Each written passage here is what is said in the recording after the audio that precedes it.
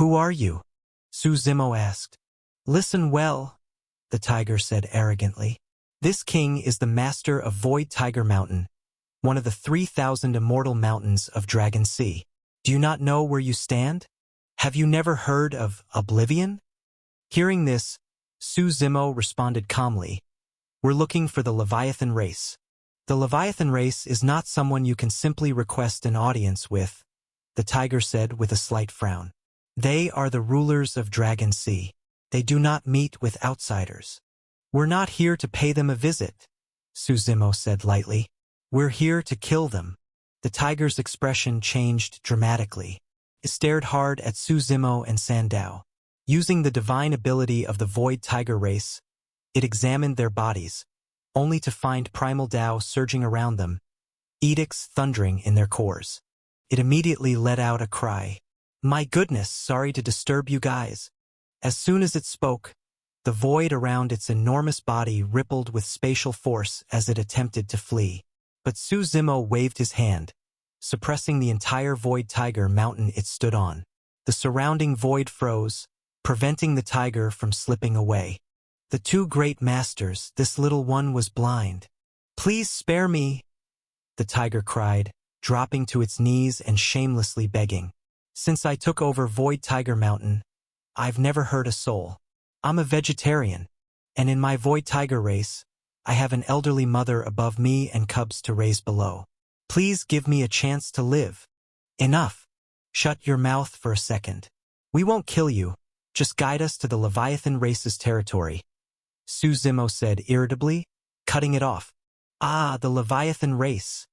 The tiger trembled. It's not that I'm unwilling. I truly don't dare.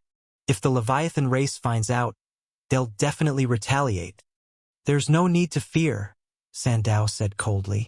After today, there will be no Leviathan race left in Dragon Sea. If you refuse, I'll wipe out your Void Tiger race right now. Hearing this, the tiger understood that it had no real choice. Whether willing or not, it had to lead the way. Helplessly, it nodded and began walking ahead. Don't be fooled by the 3,000 immortal mountains of Dragon Sea, the tiger muttered as it led them. Most of our mountains are tiny, but the Leviathan race, their Leviathan Immortal Isle covers nearly 80% of Dragon Sea. The tiger seemed to be a chatterbox and continued rambling. If you really destroy them, you'll be doing the rest of us a favor. Shut up, Su Zimo barked. The tiger shuddered and immediately quieted. Before long, it stopped before a strange-looking mountain peak. The sides of the mountain bulged outward, while the middle dipped inward. Most of the mountain lay submerged underwater, with only 100-meter stretch rising above the sea. The vast remainder sank deep below the surface, and it was there, beneath Dragon Sea, that the Leviathan race lived. This is the place, the Void Tiger said. Everything north of here belongs to the Leviathan race. I'll escort the two of you no further. Sandao waved him off and paid him no more mind. His powerful aura erupted outward, edicts suppressing the surroundings. He shouted, Leviathan race, must I overturn Dragon Sea myself to make you come out? His words had barely faded when a faint laugh echoed. Lord Sandao, what could anger you so? A rumbling boom shook the entire Dragon Sea. The Leviathan race clearly realized they could no longer hide and appeared openly. The sea rippled violently. The surface split apart, forming a road that seemed to reach the heavens. A group of figures emerged along this heavenly path. Each one was a Leviathan in human form. They looked nearly identical to ordinary humans, save for long, slender whiskers at the corners of their mouths, smooth skin that resembled flowing water, and a pair of great rock wings folded behind them. All of them were Saint Sovereigns, at least a dozen. Standing at the front was an elder, High Leviathan, the first-generation patriarch of the Leviathan race. Seeing them appear, Sandao said coldly, Dragon Sea has been peaceful for far too long. Lord Sandao, High Leviathan asked calmly, what do you mean by this? I do not recall our Leviathan race offending you. The Luo God Clan incident, Su Zimo said. Are you claiming the Leviathan race knows nothing of it? What happened to the Luo God Clan? High Leviathan asked in confusion. Let me ask instead, Suzimo said. Where is the Leviathan prince of your clan? The prince. High Leviathan turned to those behind him. Where is he? After a moment of silence, one answered, He went to Alchemy God City. You fools! High Leviathan roared. Our Leviathan race has lived in seclusion for generations. How could he meddle in the affairs of the outside world? He sighed, then turned to Sandao with a righteous expression. Lord Sandao, whatever the prince has done, your true martial sacred ground may deal with him as you see fit. Kill him or punish him, we have no objections. He's already dead, Suzimo said flatly. High Leviathan froze for a moment, then continued. I understand. The prince was still one of our own. If he committed such crimes, we cannot escape responsibility. Whatever true martial sacred ground requires, we will fully cooperate. Old man, if you had spoken like this earlier, I might have let the matter rest, Sandao said, cutting him off. But I have recently obtained new information. Would you like to hear it? I'm listening, High Leviathan said quickly. In our recent battle against the 10 God clans, an organization called the Heavensward Tower was manipulating events from behind the scenes. The Heavensward Tower is said to maintain the balance of the absolute God Heaven. They never appear unless something monumental happens. Sandao said slowly, during the recent battle in the Great Beyond, the Heavensward Tower intervened again. We killed their ancestors and the Supreme Ascendant, but we never found their true headquarters. But recently, I obtained a very interesting piece of information. It turns out the Heavensward Tower was founded by your Leviathan race. Outwardly, you pretend to live in seclusion in Dragon Sea. In reality, you monitor the entire absolute God Heaven. What do you think about that, High Leviathan? At these words, the expressions of the Leviathan race's Saint Sovereigns changed drastically. High Leviathan alone remained calm. He said coolly, Nonsense. Who is slandering us? Let him come forward and confront me. No need for confrontation, Sandao replied lightly.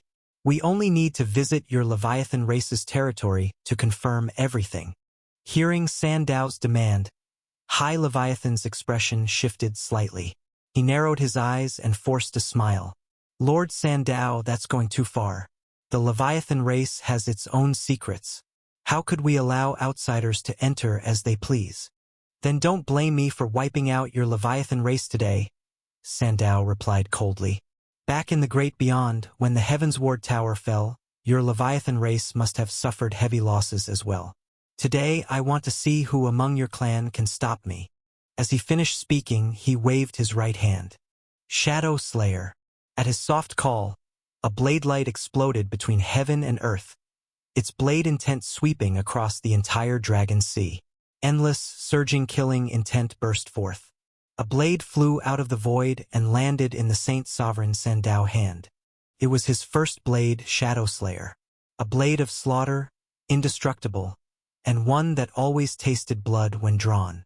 Seeing the sky filled with rising blade light, High Leviathan quickly said, Lord Sandao, don't be rash. Since you wish to investigate our Leviathan race, then please go ahead. High Leviathan waved his hand, releasing a surge of power. The void split apart. The vast Dragon Sea cracked open, revealing a sky-piercing passage leading straight to the seabed.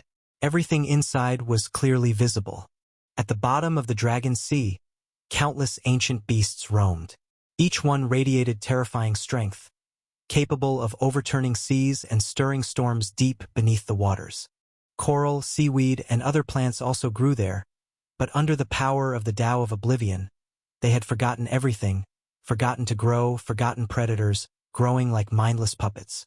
Please, Lord Sandao, High Leviathan gestured. Suzimo glanced at Sandao and reminded him, be careful, it may be a trap.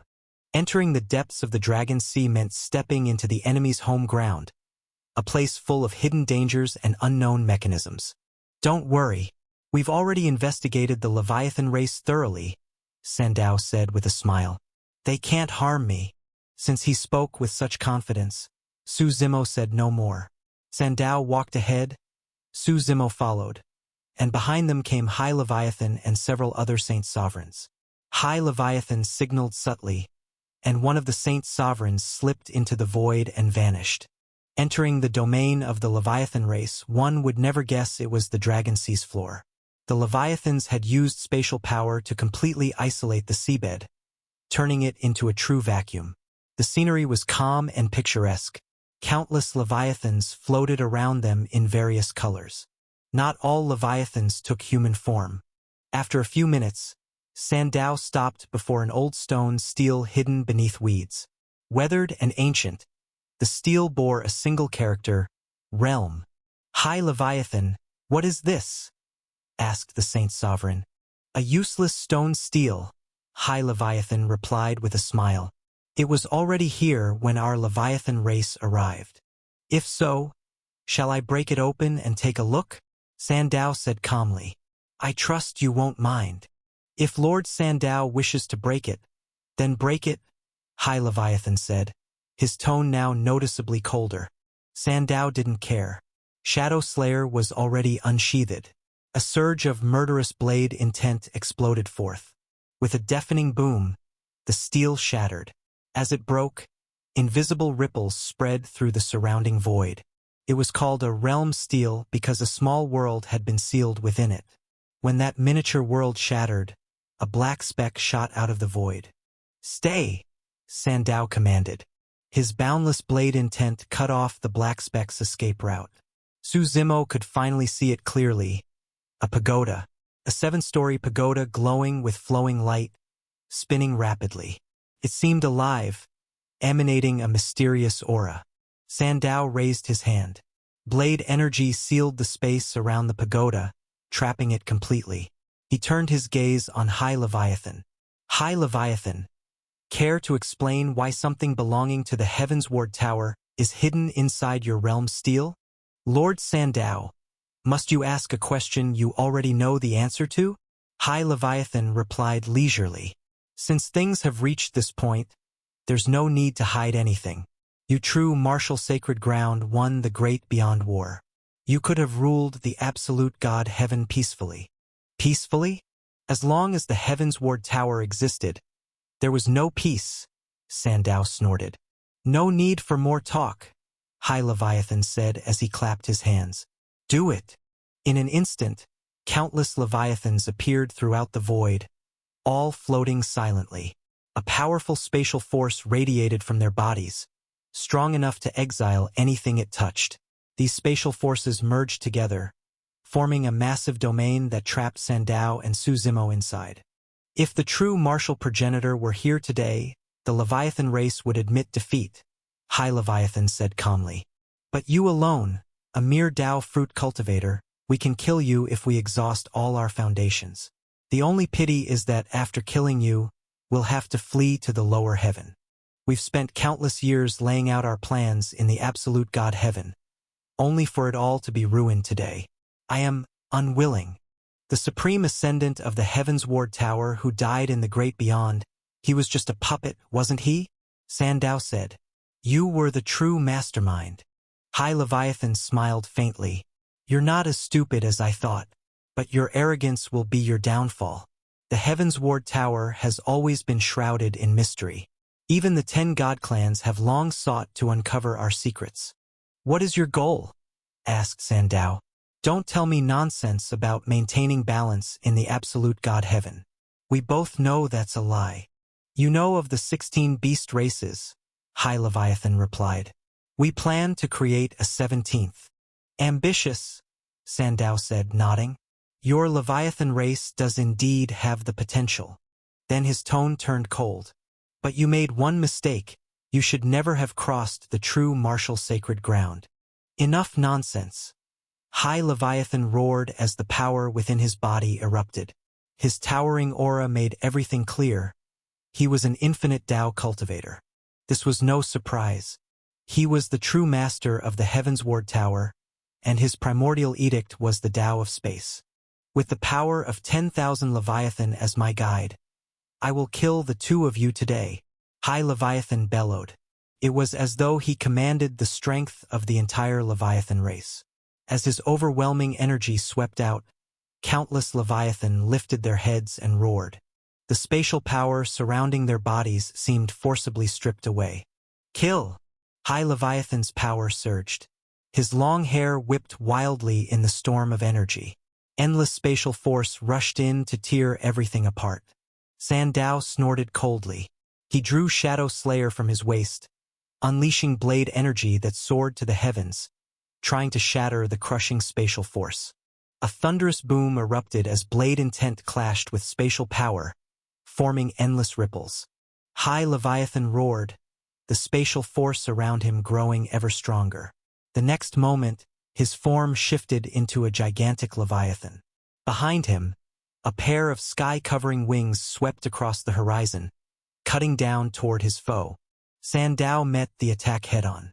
Metal rang sharply as the Leviathan's talons collided with the blade, sparks flying in all directions. High Leviathan gripped the Saint Sovereign and dragged him toward the depths of the Dragon Sea, leaving behind only one order: kill him. Him naturally referred to Su Zimo. High Leviathan took the Saint Sovereign away to battle in the abyss, leaving Su Zimo alone to face the entire Leviathan race. The one upside, besides High Leviathan, there were no other infinite Tao cultivators among them. Countless Leviathan roars echoed through the air, dense and penetrating, all rushing toward Su Zimo. Su Zimo drew Shadow Tyrant. The power to split the heavens coiled around the blade. Come. Today, I'll exterminate the Leviathan race, Su Zimo said calmly. One stroke of his blade cleaved a Leviathan into a mangled pile of flesh. The others recoiled in shock. A Leviathan of Saint Sovereign level stepped forward and commanded, "Everyone fall back. Only Saint Sovereigns may fight. No one else is allowed to join." He understood well, before Saint Sovereigns all lesser beings were insects. Numbers could not replace absolute power. The weaker clansmen would only be throwing their lives away. After the Great Beyond War, almost all members of the Heavensward Tower had died. The Leviathan race now had only 12 Saint Sovereigns left, including their oldest ancestors. This was their full remaining strength. "End it quickly," one Saint Sovereign said. "Then come together," Su Zimo replied, gripping Shadow Tyrant. His blade intent spread like a sea, like a prison. He laughed. "I have never lost to anyone below infinite Tao. Good. Today you can all serve as my whetstones." Before the Leviathan could prepare, Su Zimo charged first. Blade intent gathered above like a storm. His hell-suppressing demon physique erupted with fierce demonic energy. The Leviathans all wielded spatial force. Su Zimo bolstered himself with the primal Tao of space as well, flashing between different layers of the void, appearing before one Leviathan in an instant. His strike was overwhelming. Shadow Tyrant pierced into the Leviathan's skull with explosive force, nearly blasting its brain apart. The Leviathan shrieked and slammed its wings against Su Zimo's body, but Su Zimo didn't even flinch. "Again. Is that supposed to tickle me?" he shouted. "Don't be arrogant." Another Leviathan dove from above. Spatial force gathered into a raging storm, a tornado of twisting void meant to shred Su Zimo into pieces. Su Zimo didn't retreat. He pressed forward. His creation devouring Godfinger crushed the void storm. Demonic energy surged from beneath his feet as he closed the distance, grabbed both the Leviathan's wings, and tore them apart. A devastating rip echoed out as blood and flesh splattered everywhere. In just moments, 2 Saint Sovereigns had suffered grievous injury. The Leviathan race was shocked. "This man's strength is terrifying. None of us can match him alone." "War Leviathan, help me!" one Leviathan shouted. He transformed into human form, rapidly forming seals with both hands. The mark resembled a plum blossom, 5 petals. "Plum Blossom Soul Chase, blood-stained Dragon Sea," he roared. The originally white blossom turned blood red. In an instant, countless petals floated into the sky. Thousands upon thousands of plum blossoms fell from above like rain. Su Zimo sensed it immediately. The petals carried the Tao of blood, the law of bloodlust. Everyone knew the Leviathan race wielded spatial laws. No one expected some among them to awaken a blood-based Tao. There were too many petals to dodge. Each one that touched Su Zimo absorbed a trace of his blood essence.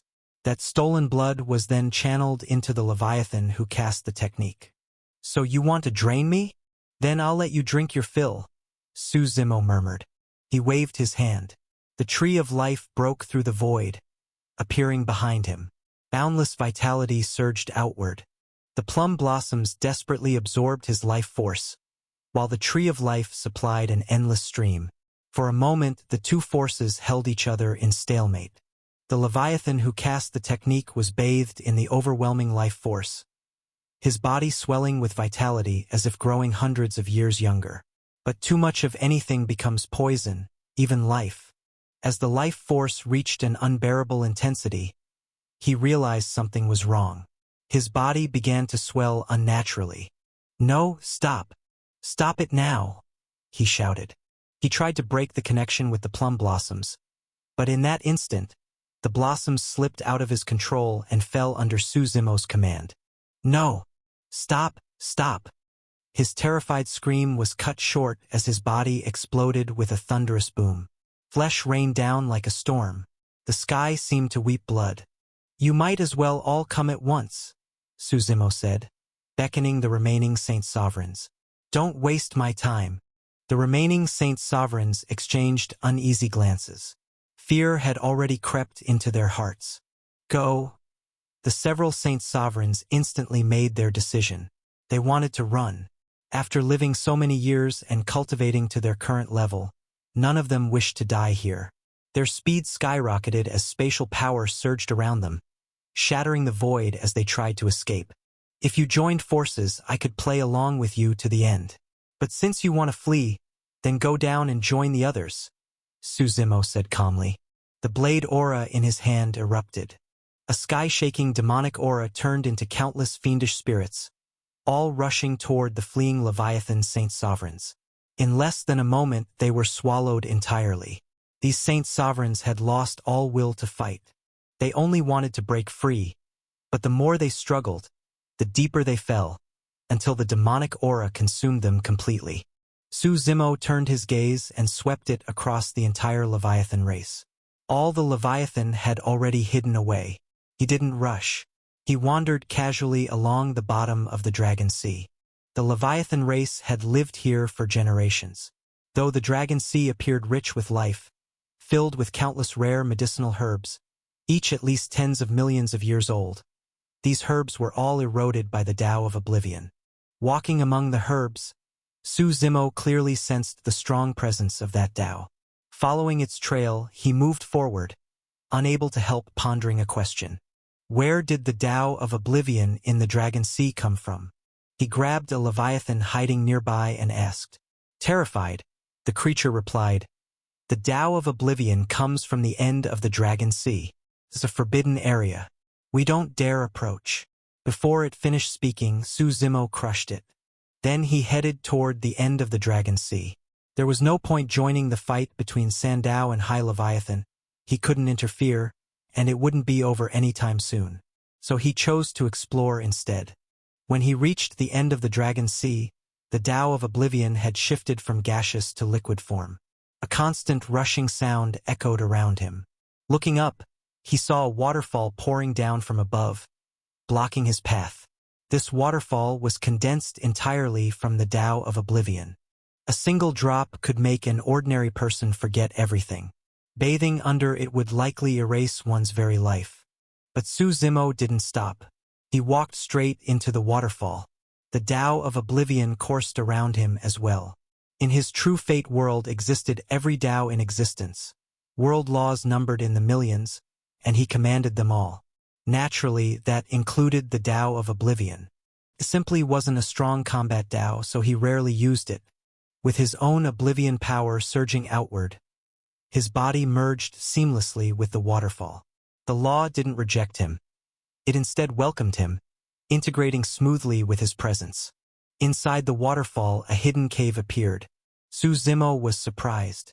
It seemed all the Tao of Oblivion emanated from this cave. Yet the Leviathan race had never entered. At first he found it strange, but then he understood. He could enter only because he wielded the Tao of Oblivion. For others, what was nearly impossible for him was effortless. The High Leviathan must have been here before, realized he couldn't enter, feared his clan would be corrupted by the Tao, and sealed off the place as a forbidden zone.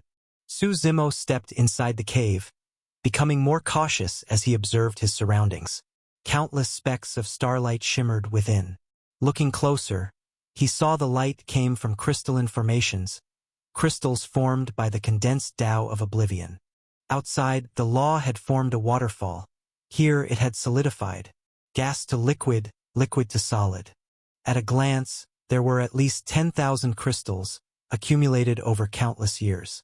Su Zimo thought for a moment, then carefully collected every crystal and stored them in the God world. They might prove useful someday. Soon, he had cleared them all and continued deeper into the cave. Suddenly, the sound of something tearing through the air echoed behind him. Su Zimo quickly retreated several steps. A loud boom followed, blasting open a crater where he'd just been standing. "Who?" he asked with a frown. A harsh chewing sound, "Kacha, Kacha," came from the darkness. A massive spider crawled out, suspended upside down on webbing that covered the entire cave. An Oblivion spider, an aberration created after absorbing too much of the Tao of Oblivion. Su Zimo murmured. He swung his blade, sending out a devastating arc of blade aura. The spider shrieked, unleashing a sonic attack that shattered the blade aura. The piercing sound even stung Su Zimo's ears. "Not bad," he muttered. Fire Tao surged from his body. He intended to burn the webs away. Behind him blazed a crimson sea of flames, an inferno. Within it, countless strands of blade aura burst forth as he struck. The spider hissed and wove a massive web to trap him. "Burn!" Su Zimo shouted. Fire condensed into the form of a dragon, destroying everything in its path. Even the spider's resilient threads, capable of slicing stone like tofu, couldn't endure the flames. Sparks crackled as the burning web closed around the spider. Panicked, it tried to retreat deeper into the cave. Trying to run? Su Zimo snorted. He stepped into the air. Flames covered his blade, both hands gripping the hilt as he slashed downward. Fire was the perfect counter to this creature. Living eternally in a cold, sunless cave, it naturally feared heat. The fiery slash lit up the entire cave for a moment. With a thunderous boom, his strike shattered the spider's shell, reducing it to pulp. Before Su Zimo could relax, dozens of glowing green eyes appeared in the darkness. Su Zimo frowned slightly. He could clearly and intensely feel countless auras locking onto him. Each one was powerful. The green, gleaming eyes scattered through the darkness made the atmosphere deeply unsettling. He opened the infinite Samsara demon eye, taking in every part of the cave, darkness included. The sight made his scalp tingle. The walls were riddled with holes, packed densely like a hornet's nest. The spiders had long since carved them out to form their lairs. And this wasn't a nest for one spider. Judging by the sheer number of tunnels, there had to be at least 100,000 of them. The Tao of Oblivion had eroded the entire cave, mutating every spider within. Or perhaps it was the other way around. This had always been the spider's nest, and the Tao of Oblivion later seeped in. Every spider stared at him, hungry and aggressive, watching the foreign intruder. Su Zimo wasn't afraid, but fighting them all would be troublesome. He started considering his escape. Ahead, the cave split into two paths. Both were deep and pitch black, their ends impossible to see. But he knew he had no time left to hesitate. He exploded into motion and sprinted toward the left passage, fast as thunder. The moment he moved, hundreds of web strands shot from the ceiling nests toward him. Explosions echoed behind him as the ground shattered and the cave trembled. But he was too fast and slipped into the left path. The instant he entered, space around him twisted. Felt like leaping from one space into another. He vanished. Within seconds, his feet hit solid ground again and the space stabilized. He found himself enveloped in darkness. He couldn't see anything except the bridge under his feet, only 1 meter wide, stretching across an endless abyss. Falling meant eternal damnation. The place felt unnerving, and he couldn't find a way back. "Fine. Since I'm here, I'll keep going," he muttered. He took only 2 steps before a majestic voice echoed from the darkness. "Child, I am the Oblivion Progenitor. Welcome to my inner world." The voice carried divine authority, reverberating endlessly throughout the void. Suzimo looked up but saw nothing. "Who exactly are you?" he shouted. The voice answered again, calm and absolute. "This is my land of inheritance. Those with deep fate may receive my life's legacy. Those with shallow fate shall have their souls annihilated." As the voice faded, the sound of flowing water rose around him. Suzimo looked down to see a stream of water spreading across the bridge. When he lifted his gaze again, a towering wave of oblivion surged ahead of him, rising like a tidal wall thousands of meters tall. Came crashing down, intending to drown the entire bridge, him included. "Come on then. Make the storm fiercer," he growled. His blade, Shadow Tyrant, trembled excitedly in his hand, eager for battle. When the wave roared toward him, he swung with all his strength and split it cleanly in half. He darted through the opening and ran toward the far end of the bridge. But water had no fixed form. Though split, it took no damage. It rejoined instantly and chased him again. In the endless darkness, one man fled while a raging tidal wave pursued. After a long chase, the wave seemed to tire and gradually calmed. Suzimo also came to a stop. Ahead stood 4 giants. Their sheer size was unimaginable, like an ant before a colossal god. Their feet sank into the abyss, while half their bodies rose above the bridge. Even if Suzimo activated his heaven-shattering titan form, he wouldn't reach even 1/10 of their height. "What are these?" he muttered. His presence seemed to break the silence of the realm. At once, all 4 giants opened their eyes. "Kill, kill!" they murmured in vague, muffled voices. The giants began to move. A casual swing of their arms shattered the void and cracked the bridge beneath their feet. "Not good," Suzimo muttered, alarmed. The bridge was on the verge of collapse, giving him no time to even consider fighting. He turned and ran. A massive palm slammed down toward him. With a thunderous boom, Suzimo raised his blade to block. The force of the strike was terrifying, hurling him through the air. Can't fight head-on. That was his first thought.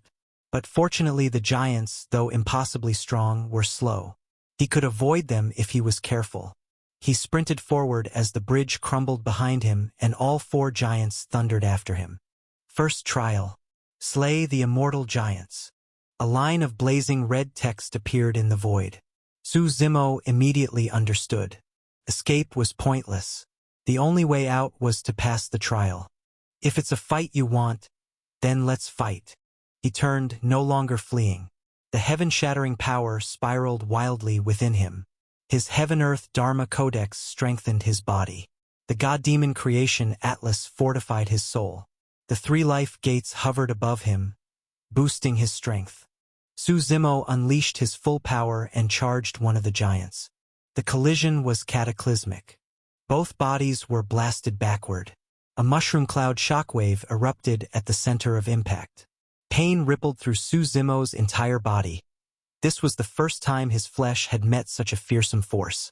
But he suspected the giant wasn't unscathed either. Still, he knew brute force wouldn't work. There were 4 of them. The other 3 giants attacked next. Suzimo's mind raced. Then he suddenly remembered the wave. The wave might be useful. He turned and ran back the way he'd come. The 4 immortal giants chased relentlessly. After another long chase, he finally saw the titanic wave again. The Tao of Oblivion surged around him as he dove straight into it.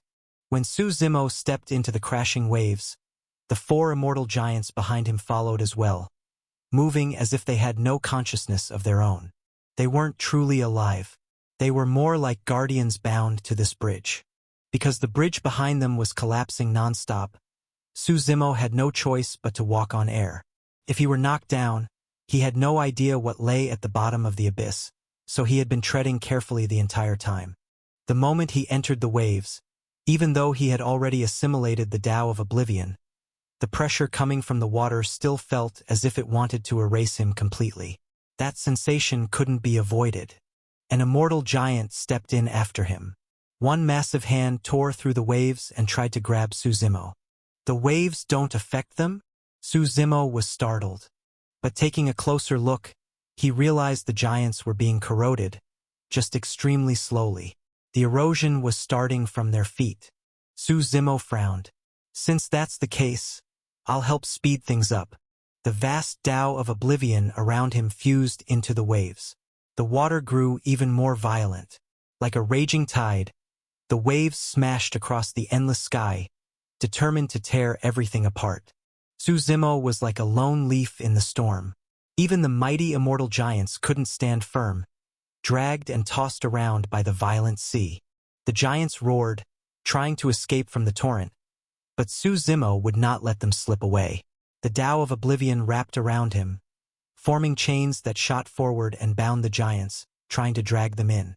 The immortal giants howled upward, power churning around them.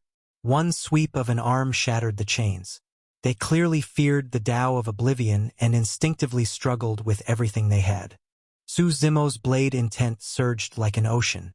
Power swept outward as the blade intent stirred the waves, blocking the giants again and again. Borrowing the strength of the undying waves, he managed to stall the four giants for a short time. The waves churned endlessly. Finally, after time wore them down, 3 of the immortal giants had their legs completely corroded. They collapsed into the waves, still clawing forward, but were soon submerged and consumed. The last giant, in its final moment, lunged straight at Suzimo. Both hands clamped tightly around his ankles and dragged him down into the abyss. Suzimo felt the giant's strength. It had already surpassed the Saint Sovereign level. The unstoppable power locked onto his legs and pulled him downward at a speed the naked eye couldn't track. He had no room to resist as he was dragged into the darkness.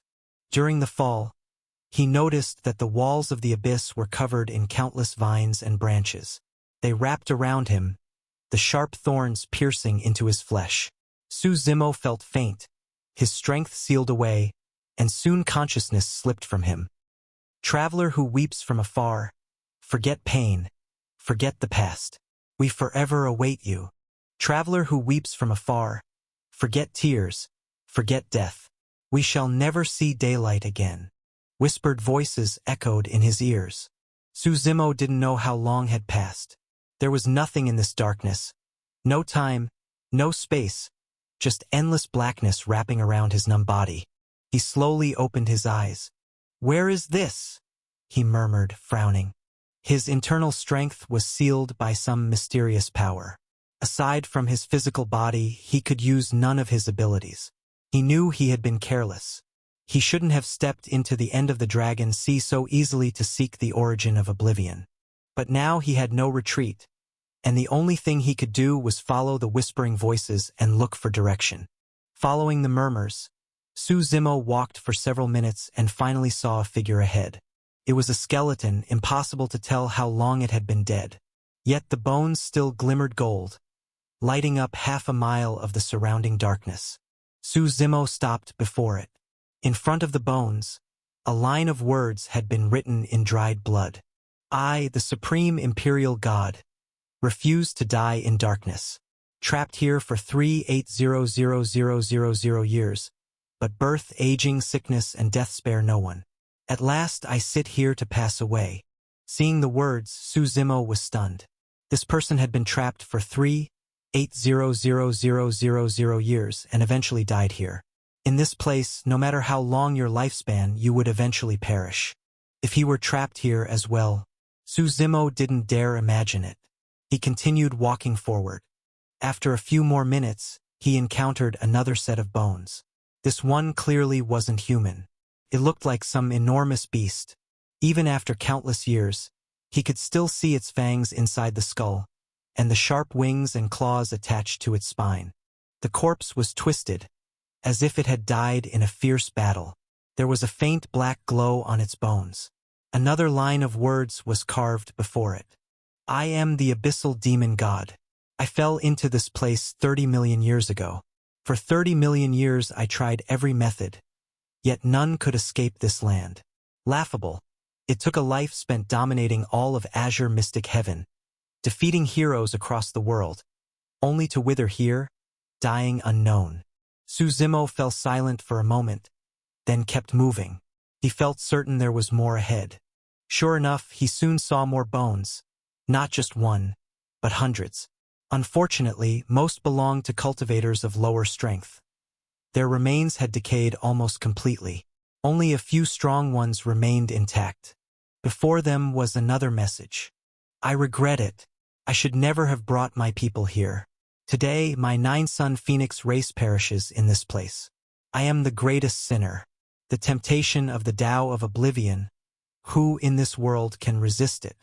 Ridiculous. Pitiful. Tragic. Suzimo stood before the message, unable to fully describe what he felt. The 9-son Phoenix, one of the 100 races, had been led into ruin by their progenitor. From this day on, their race likely no longer existed. And judging from the skeletons before him, this was only a small portion. The weak had long since turned to dust. The average had mostly rotted away. Only those with truly great strength left behind complete bones. No matter how brilliant you once were, no matter how high you stood above the heavens, no matter if you were a demon emperor who commanded all races, none of it could stop you from dying alone in this darkness. A place without light, without the concept of time, with nothing left except endless black. Suzimo let out a quiet sigh. The primal Tao of light stirred in his hand. Outside, that Tao was powerful enough to illuminate the skies. But here it was dim, struggling even to brighten a small patch of darkness. He continued walking forward. In this void, there was nothing else to do, he could only keep moving. Eventually, Suzimo saw 2 figures in the distance. Each radiated immense power. They stood facing each other, palms extended, locked in some ancient clash. Both felt overwhelmingly strong. One wore white robes. No one knew what they were made of, but after countless years they still looked pristine. Seeing him evoked a sense of light breeze and drifting clouds, calm, effortless, weightless. The one opposing him was a woman. She wore a knee-length robe of red and white. The sleeves had clearly been tailored in some special way. Her expression was solemn. Look closer, though, and you would notice something strange. She seemed both male and female, impossible to classify. Like a Buddha filled with compassion for all beings. A manifestation of countless aspects of divinity. The white-robed man and the red-robed woman stood in the darkness. Yet despite the blackness constantly consuming everything, the power around them pushed it back and held open an untouched pocket of space. Of all the corpses Suzimo had passed, these were the only 2 whose physical bodies remained perfectly intact. But by carefully sensing them, he could tell they were completely lifeless. They had been dead a long time, and yet their bodies had not decayed even after tens of thousands of years. It was hard to imagine how powerful they had been in life. As Suzimo approached, a surge of terrifying force burst outward. He barely dodged in time. Another moment and he would have been blown away. He steadied himself, eyes narrowed. He hadn't expected these 2 to still radiate such power even in death. His peak Saint Sovereign aura surged around him. He drew Shadow Tyrant and charged toward them. As expected, each time he neared them, a rebound of force lashed out. This time he struck with a single decisive slash, splitting the power down the middle. The rebound grew stronger, and his blade aura intensified in return. Finally, he reached the 2 figures. No names, no inscriptions, nothing to identify them. Just as he lightly touched the red-robed woman, a booming explosion of boundless light burst outward. I am the envoy of time. Who are you? The voice that came from her body was neither male nor female. You're still alive? Suzimo was startled. Who are you? Another one who fell into the abyss? She asked. Suzimo nodded slightly. What is this place? I saw countless people dead behind me. The place where the Oblivion progenitor fell, she replied calmly. Is there a way out? He asked. Out. She froze for a moment, as if the word itself was foreign to her. After a long time, her memory seemed to stir. She finally shook her head. If escape were possible, the two of us would not have died trapped here. And you? Are you still alive now? Su Zimo asked. A living dead, she said with a faint shake of her head. My entire life is bound to this darkness. I fear I will never leave. Go forward. There is a senior ahead. Perhaps he knows more. Su Zimo nodded and prepared to move on, but the red-robed woman blocked his way. The senior dislikes being disturbed, she said. You must pass through our trial first. Only then do you have the right to proceed. As soon as she finished speaking, her hand rose, a palm filled with blazing light slamming towards Su Zimo. His eyes sharpened. He stepped back, and in the same instant, countless strands of blade aura burst from Shadow Tyrant. Thunderous explosions echoed. The vast palm shook the heavens, while the blade aura shattered everything in its path. The entire realm seemed ready to collapse. Sage Monarch, the woman said. She saw through his cultivation at a glance, then smiled lightly. Not bad, but still lacking. She brought her hands together. Light erupted. Behind her, a colossal golden Buddha appeared, lifelike, almost breathing, its presence filling the dark sky with sacred resonance. An infinite Tao cultivator? Su Zimo frowned. Golden Dharma Lotus, she declared. The Buddha raised one massive hand and flicked a finger. Countless golden lotuses bloomed in an instant. Each lotus carried the power of life and death. When the petals opened, it was life. When they closed, it was death. The very fabric of the Tao of life and death churned, forming a cage around Su Zimo. He snorted coldly. These were indeed the edicts of life and death, and normally he could not resist a true infinite Tao cultivator. But this woman was already a living corpse. If you were alive, it would be different. But a dead thing cannot suppress me. Su Zimo's own life-death law erupted. His power hammered into the lotus domain, tearing cracks into it. With his unending force pouring out, the golden lotuses began to shatter, weakening rapidly. The red-robed woman remained calm. She joined her hands, forming seals that radiated immense power. Words of truth, shattering the heavens. The Buddha withdrew its hand. The golden lotuses faded. Its mouth began chanting. What it recited was the Sutra of Shakyamuni. Each Buddha mantra became tangible, falling from the sky. In moments, hundreds and then thousands of such characters condensed, each one hundreds of meters tall, a breathtaking sight. 1,000 characters descended. The water character became an endless waterfall. The fire character ignited a sky-burning blaze. The wood character sprouted into a towering tree. The evil character transformed into a fierce Asura demon. The blood character became a flood of crimson washing over golden mountains. Every character carried mysterious power, each manifesting a reality of its own. Each one weighed 1,000 tons. Their might was unimaginable. Su Zimo, standing beneath this crushing scripture, felt it most clearly. His eyes narrowed. He exhaled sharply. All 10 of his God scriptures activated at once. The sky-split blade intent in his hand stretched for millions of miles. Empowered by Heaven-Earth Dharma Codex, Su Zimo charged upward, cutting straight toward the falling scripture. Although the red-robed woman's Buddha projection could manifest 10,000 radiant characters and suppress all beneath heaven, Su Zimo's blade intent was equally vast, like sea, like prison, capable of shattering everything before him. Each swing of his blade crushed another golden Buddha character. Water surged across the heavens. Fire burst in all directions. Thunder dragons roared. The entire void was filled with visions tearing through the darkness. You're just a broken remnant. What gives you the right to block me? Su Zimo roared. The blade aura pouring from his body grew stronger and stronger. Every swing annihilated all before it, each strike more powerful than the last. Finally, after smashing through every Buddha character, He reached the front of the colossal Buddha statue. "Break!" he shouted. The infinite samsara demon eyes activated. The void of samsara twisted violently, crushing the Buddha statue within it. The red-robed woman gasped. She quickly detonated a burst of Buddha light from her palm, trying to block Su Zimo's attack. "You're not enough," Su Zimo said coldly. His infinite samsara demon eyes grew even stronger. The power of samsara distorted space itself, shattering the statue. The Buddha collapsed on the spot, breaking apart in unwilling despair.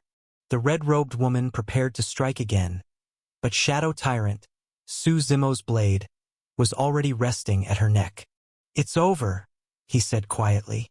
She lifted her head and saw the coldness in his eyes. A single flinch and her head would fall, but she didn't seem to care. She was already a living corpse. "If I weren't trapped here at my peak, you would never be my match," she said. Su Zimo's gaze didn't waver. "You talk too much." The woman stiffened, then gave a cold laugh. "Defeating me doesn't count. Only if you defeat him will you truly pass." Her gaze turned to the white-robed young man standing opposite her, her longtime counterpart. From the moment Su Zimo arrived, through both their conversation and their battle, the white-robed man had not moved at all. But now, after hearing her words, his rigid body relaxed. He lowered his hands slowly and said with a bitter smile, "Junior sister, why bother? What are you planning to ignore the task that Great Lord gave us?" "We are supposed to guard this place," she replied. The white-robed man shook his head. He looked toward Su Zimo. "You are not my match. How would you know without fighting?"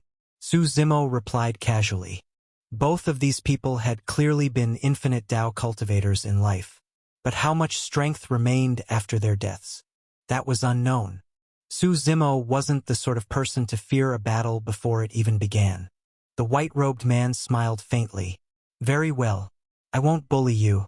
I will use only 3 moves. If you can withstand them, the path ahead will open, and you may proceed freely." Hearing this, Su Zimo's eyes narrowed. For him to say such a thing meant he had absolute confidence. 3 moves or 30, I'll take them all.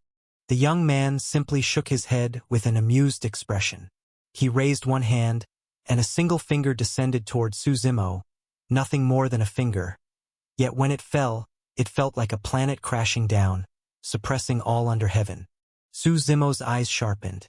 He unleashed the heaven-shattering force and pushed the massive pillar aside with both hands, hurling it away.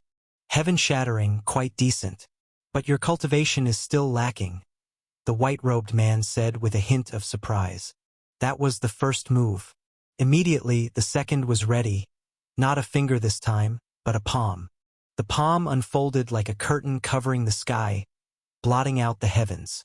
Its momentum was vast, overwhelming, descending with unstoppable force. Su Zimo could tell. The man had no killing intent. He merely wished to test him. Even so, the pressure was immense.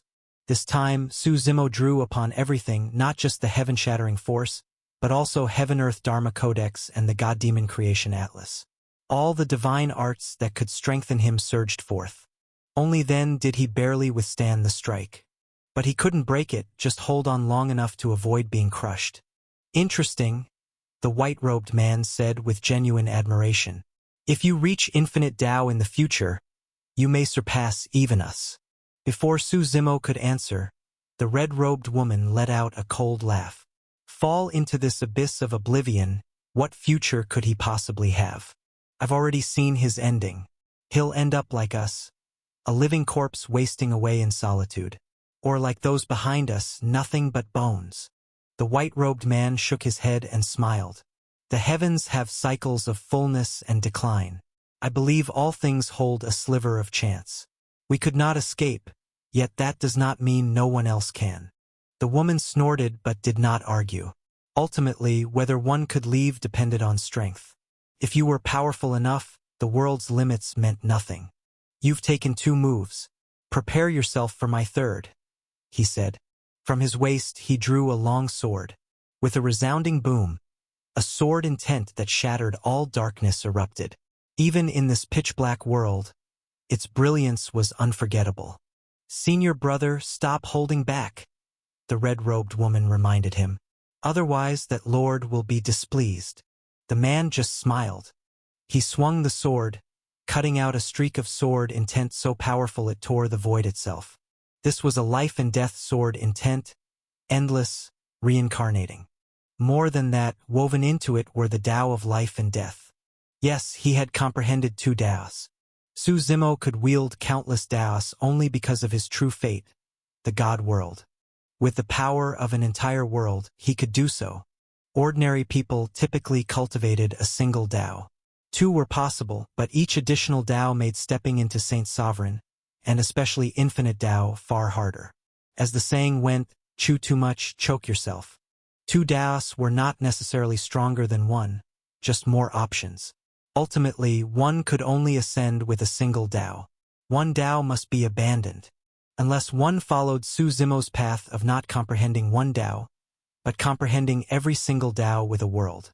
Yes, from the moment he created the God world, Su Zimo's path diverged from everyone else. Of the countless grand Taos, he refused to be satisfied with any single one. He would use his true fate world to comprehend the grand Tao and ultimately replace the nine heavens.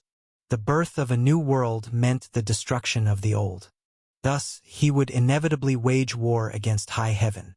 For anyone else, cultivating multiple Taos was not necessarily beneficial. It only made one's cultivation path more complicated. Of course, the white-robed youth before him was not trying to walk a multi-Tao path. The white-robed youth walked a different path. He sought to prove the Tao through the fusion of edicts. Yes, fusion. Among the thousands of edicts, many could be merged, such as the five elements, yin and yang, light and darkness. Edicts could oppose, complement, restrain, or generate one another. This generation was the key. When he eventually sought enlightenment, he would neither prove the Tao of life nor the Tao of death. Instead, he would merge the two into a new rule and attain the grand Tao through that. The benefit was obvious. The Tao fruit born from such fusion would be stronger, far stronger than a Tao fruit built on a single edict. But there was a catch. Not all edicts could be fused. The requirements were extremely strict. For example, the life edict could fuse only with the death edict. None of the other edicts could merge with it at all. Because of this, when the youth unleashed his life and death sword intent, its edge wrapped in world-shattering life-death edicts, Su Zimo felt true shock in his heart. The earlier two moves were mere probes. This third one was where the white-robed youth finally got serious. The youth watched him with interest, curious how he would respond. If Su Zimo failed to resist, he would die beneath this sword intent. Su Zimo struck instantly, swinging Shadow Tyrant thousands of times with the sky-split blade. But when his blade intent met the sword intent, it was like spring sunlight melting winter snow. His blade intent was the snow, rapidly dissolving the instant it touched the youth's sword. He couldn't even block for a breath, let alone break it. Su Zimo frowned. The power of edicts was troublesome, especially in the hands of someone who wielded it so naturally. His blade Tao wasn't inferior to the man's sword Tao. What he lacked was pure strength. The sword intent continued falling. He couldn't delay any longer. He unleashed all 10 great scriptures at once, yet they still had no effect. To defeat edicts, one needed edicts. As the sword intent neared, Su Zimo transformed into a giant, using brute strength to hold it back. The 10 scriptures surged through him, but the fused edict was unstoppable. Even with all his might, he could only slow its descent, not halt it. The red-robed woman and youth watched with fascination. "What do you think he'll do?" the youth asked. "He's definitely going to die," she said. "Should we spare him? If he admits defeat, I can withdraw the sword intent," the youth mused. The woman clearly had no desire to kill Su Zimo either. Despite her sharp words, she wasn't murderous. "Sure, why not? Let him stay. He can become a living corpse like us. At least we'd finally have someone to keep us company." The young man let out a helpless laugh.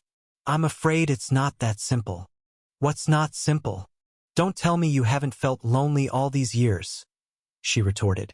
He didn't answer.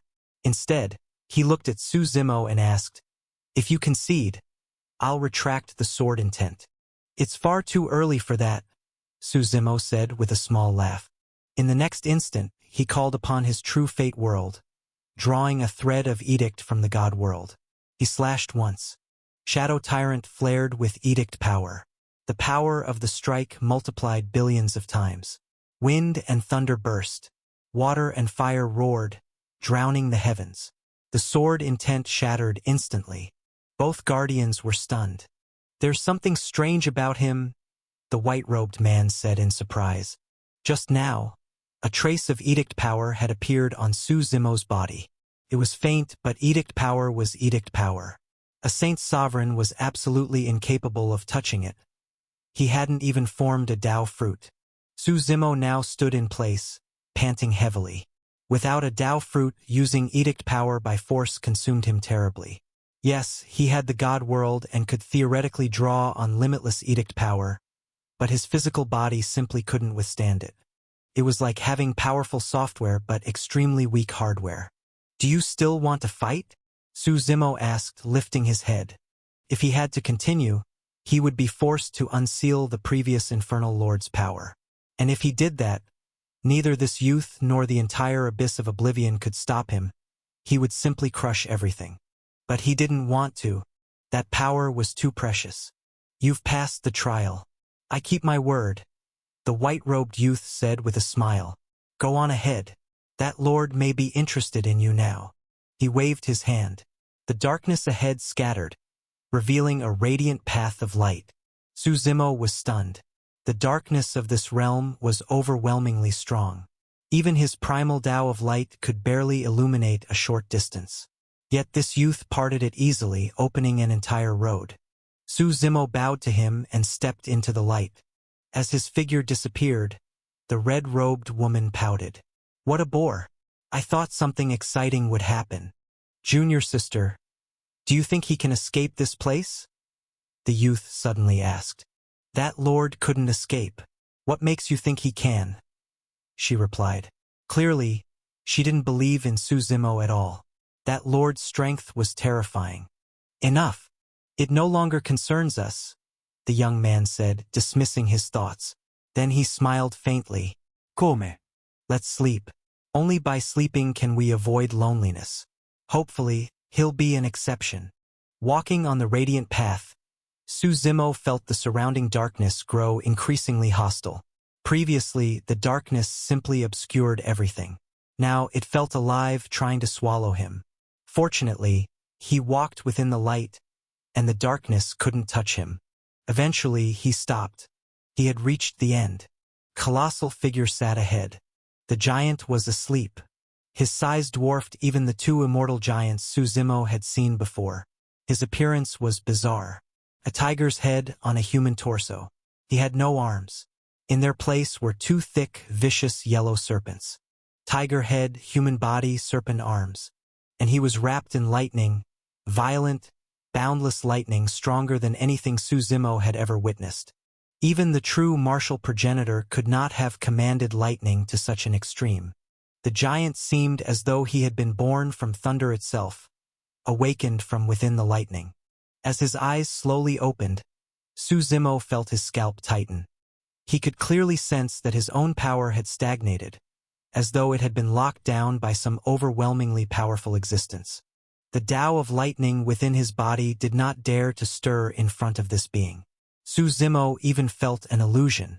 If he tried to attack the giant using thunder, his own lightning primal Tao would refuse to obey him. It was only an illusion, yet the sense of oppression was undeniable. This figure felt overwhelmingly powerful. Just sitting at the end of the path, he seemed to dominate all of heaven and earth. Thunder roared as the giant slowly opened his eyes, and for an instant, the entire sky seemed to fall silent.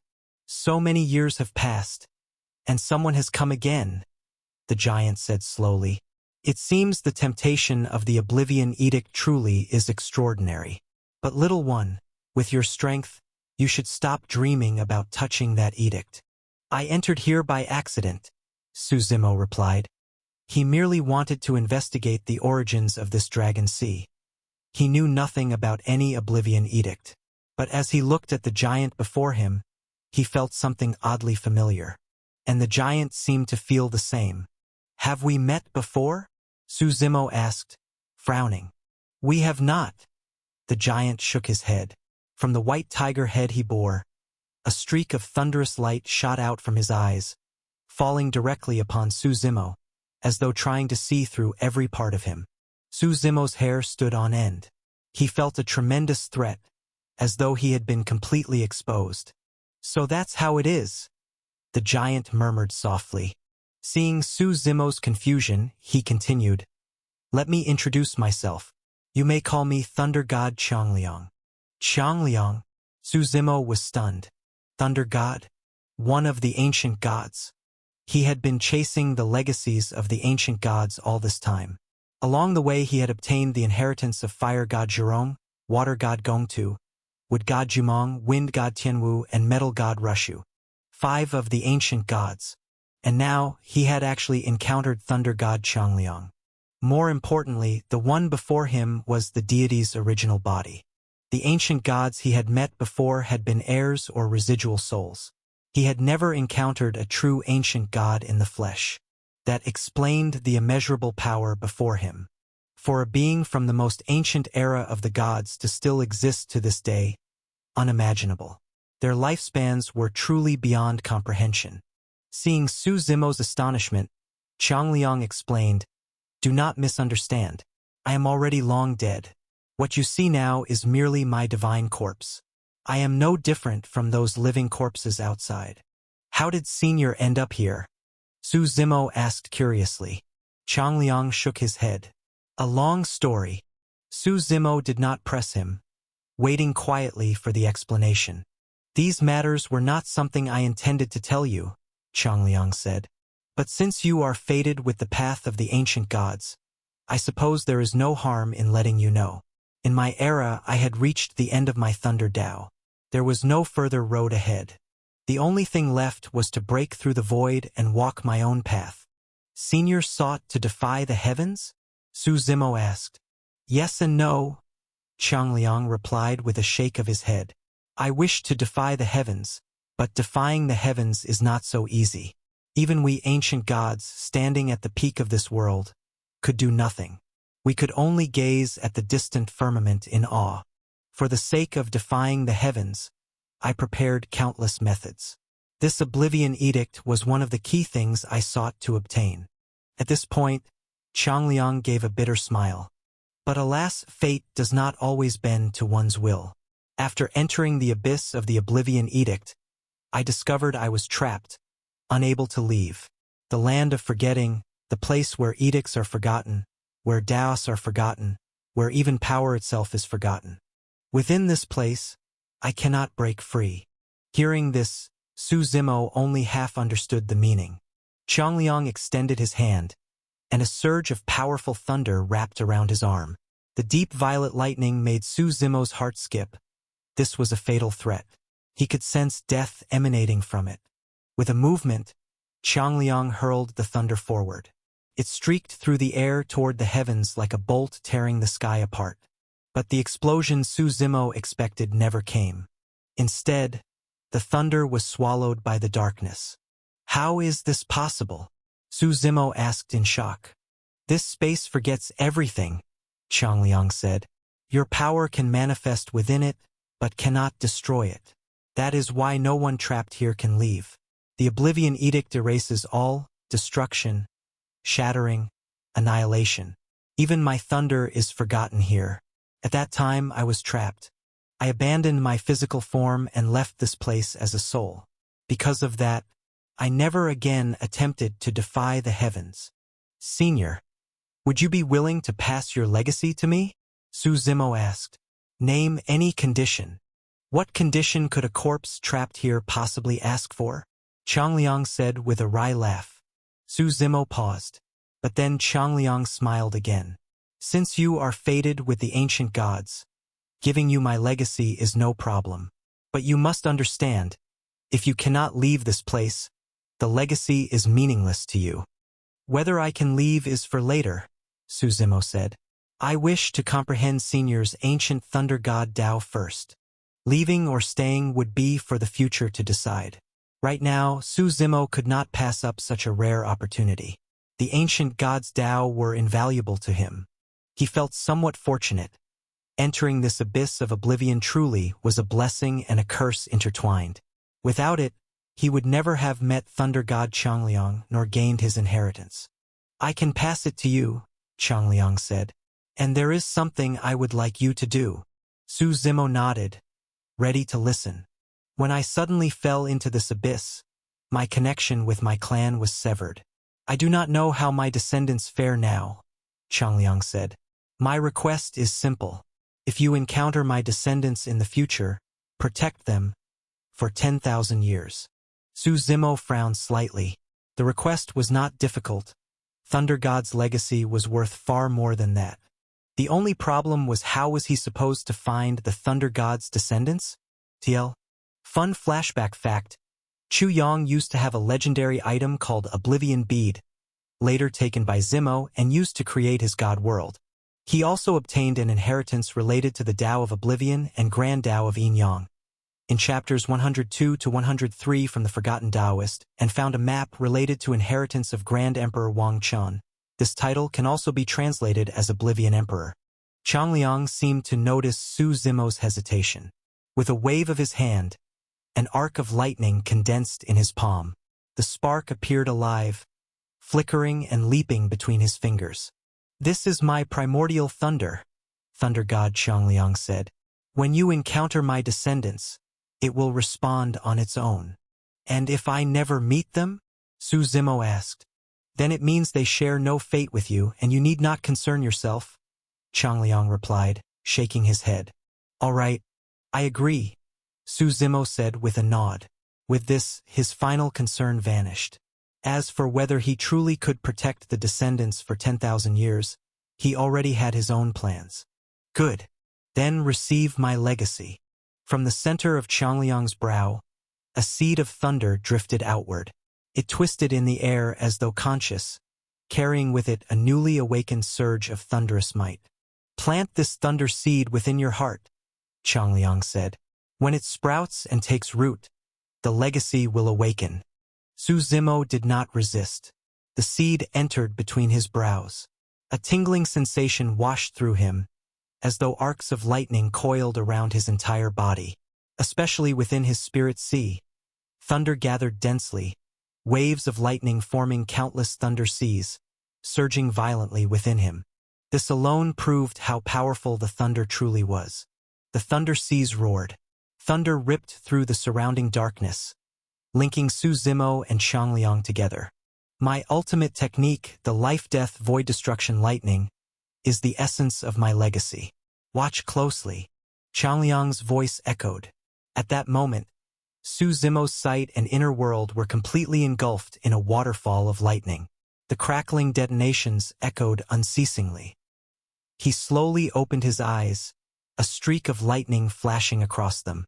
Within his spirit sea, thunder had already gathered into clusters of storm clouds, roaring endlessly. These were no ordinary lightning bolts, but the profound thunder of the ninth heaven. The life-death void-destruction lightning drew upon heavenly lightning to annihilate all before it. Though Su Zimo had opened his eyes, his mind remained deeply immersed in the legacy.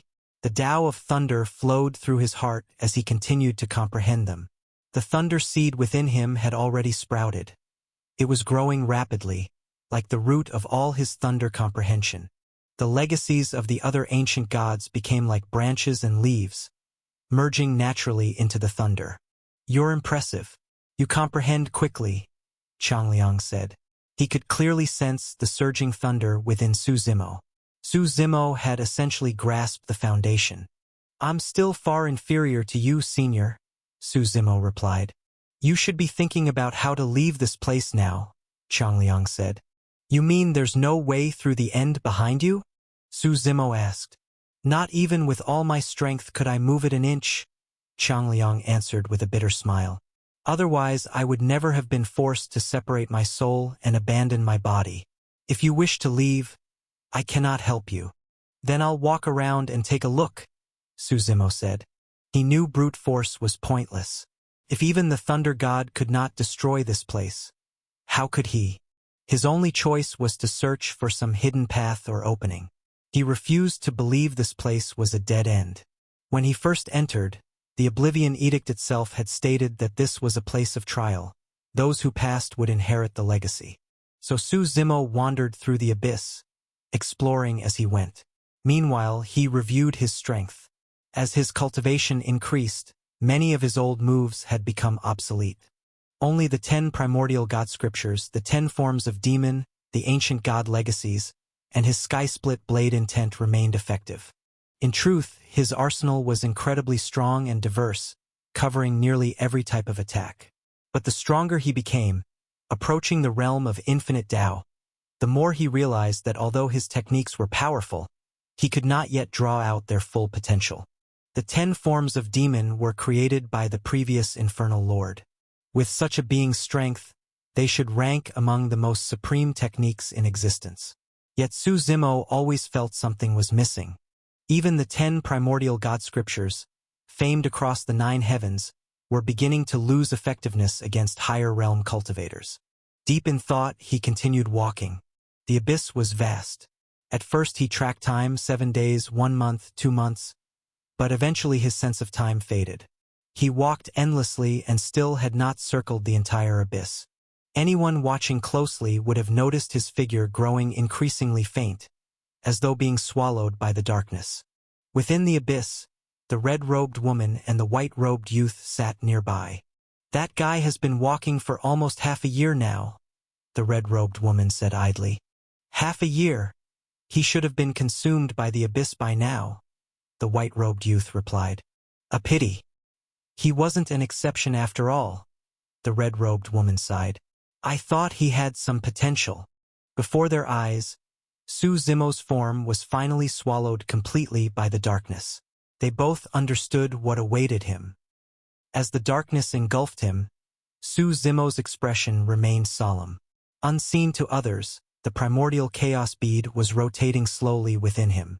"Since I cannot defeat you, then I shall join you," Suzimo said calmly. The Oblivion Edict surged through his body. For the past half-year, besides organizing his own abilities, he had been constantly studying the Oblivion Edict. He could grasp any Tao in existence, including this one. And so he used the Oblivion Edict to begin merging himself with the abyss. He sought to become one with it. This might be the only path to escape. After a year of effort, he finally succeeded. The darkness did not harm him. Instead, it felt warm, comforting, even as though he truly was becoming part of the abyss. Suddenly, a powerful force of the Oblivion Edict erupted from his body, soaring upward like an eagle taking flight, like a great whale breaking through the sea, piercing through all resistance and rushing toward the end of the abyss, striking the darkness again and again. Then something astonishing happened. For the first time ever, the Oblivion Edict, which forgets all things, shuddered. Oblivion Edict? Have you forgotten yourself?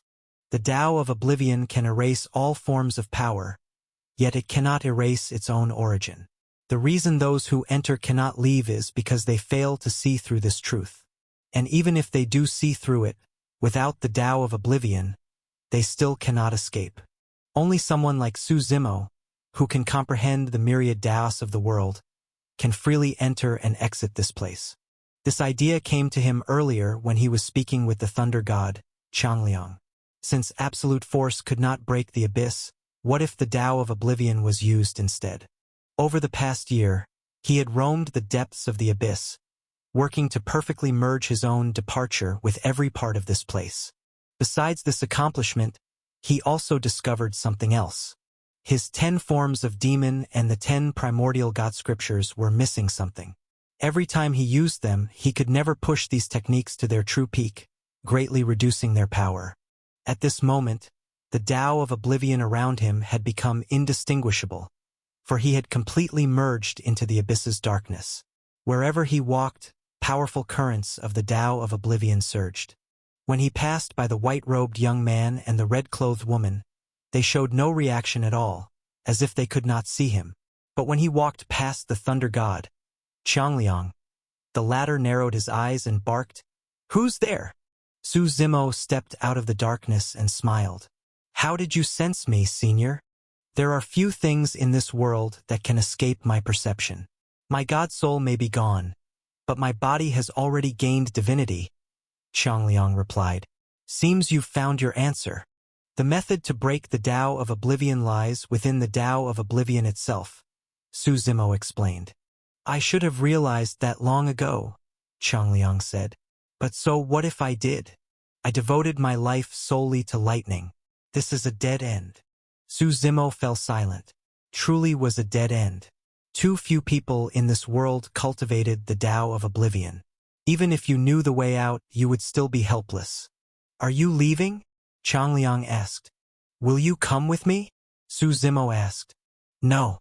This broken body of mine can only remain in the abyss. This is my fate," Qiangliang replied. Su Zimo said nothing more. He bowed deeply to the ancient god of thunder. After all, Qiangliang had granted him his legacy, which was a tremendous favor. Then he left.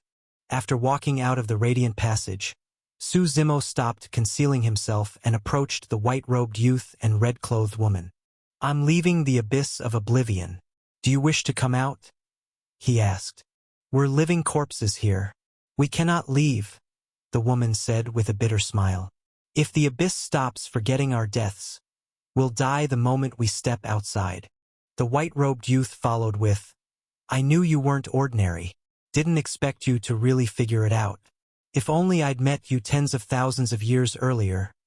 How great that would have been." "Perhaps that's fate," Su Zimo said, remembering Qiangliang's words. "Farewell."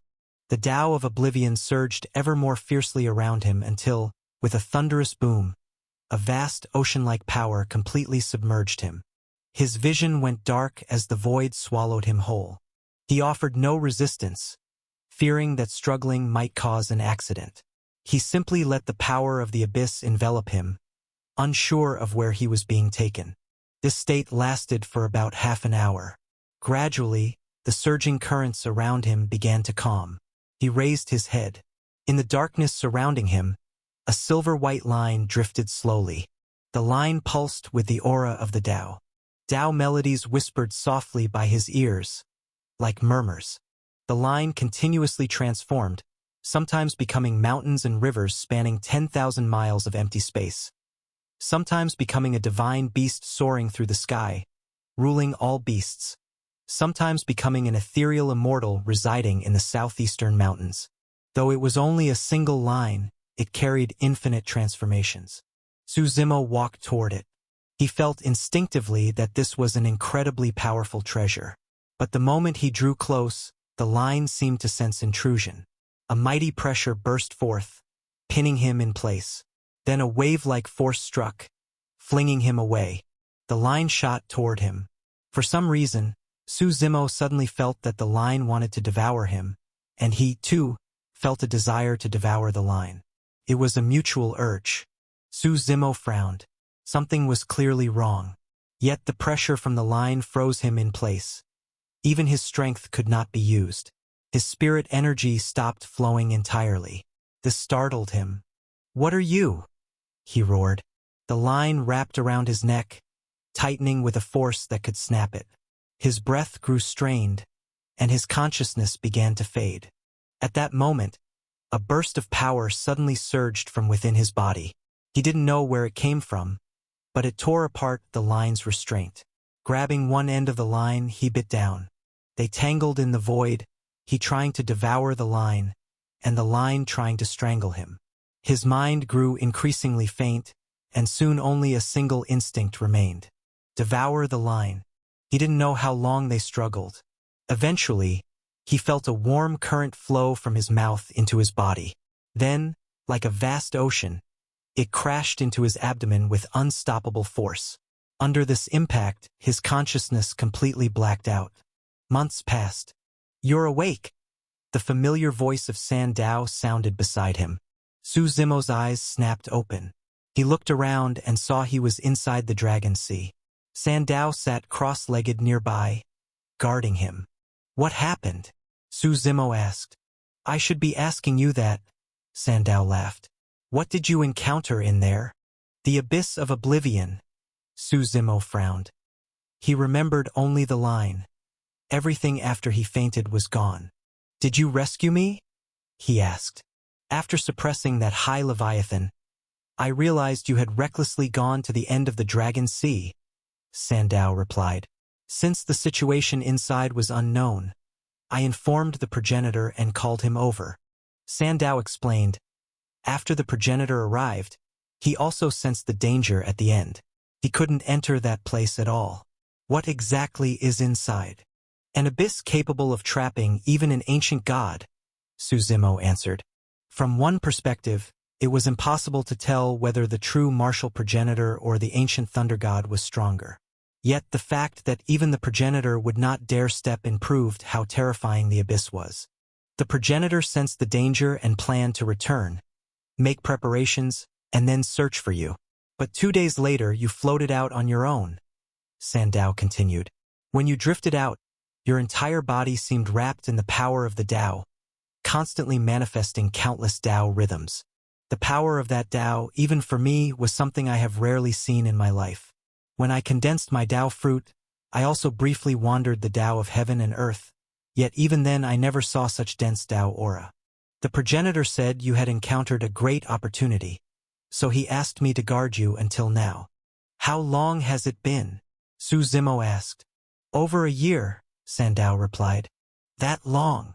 Su Zimo frowned. After clarifying the basic situation, he began examining his body through inner sight. Aside from some weakness, nothing seemed different, until he looked more carefully and found something unusual. In the deepest part of his body, a silver-white mark clung to his blood vessels. It was slowly eroding them, as if trying to dye all his blood silver-white. Along the vessels were many characters resembling Tao runes, merging with his veins. A person naturally has countless veins, though Su Zimo had never counted them. But in his body, they were packed tightly, not only actual blood vessels, but countless silver-white lines interwoven among them. Roughly estimated, there were at least several billion. Su Zimo frowned. He wasn't yet sure whether this was good or bad.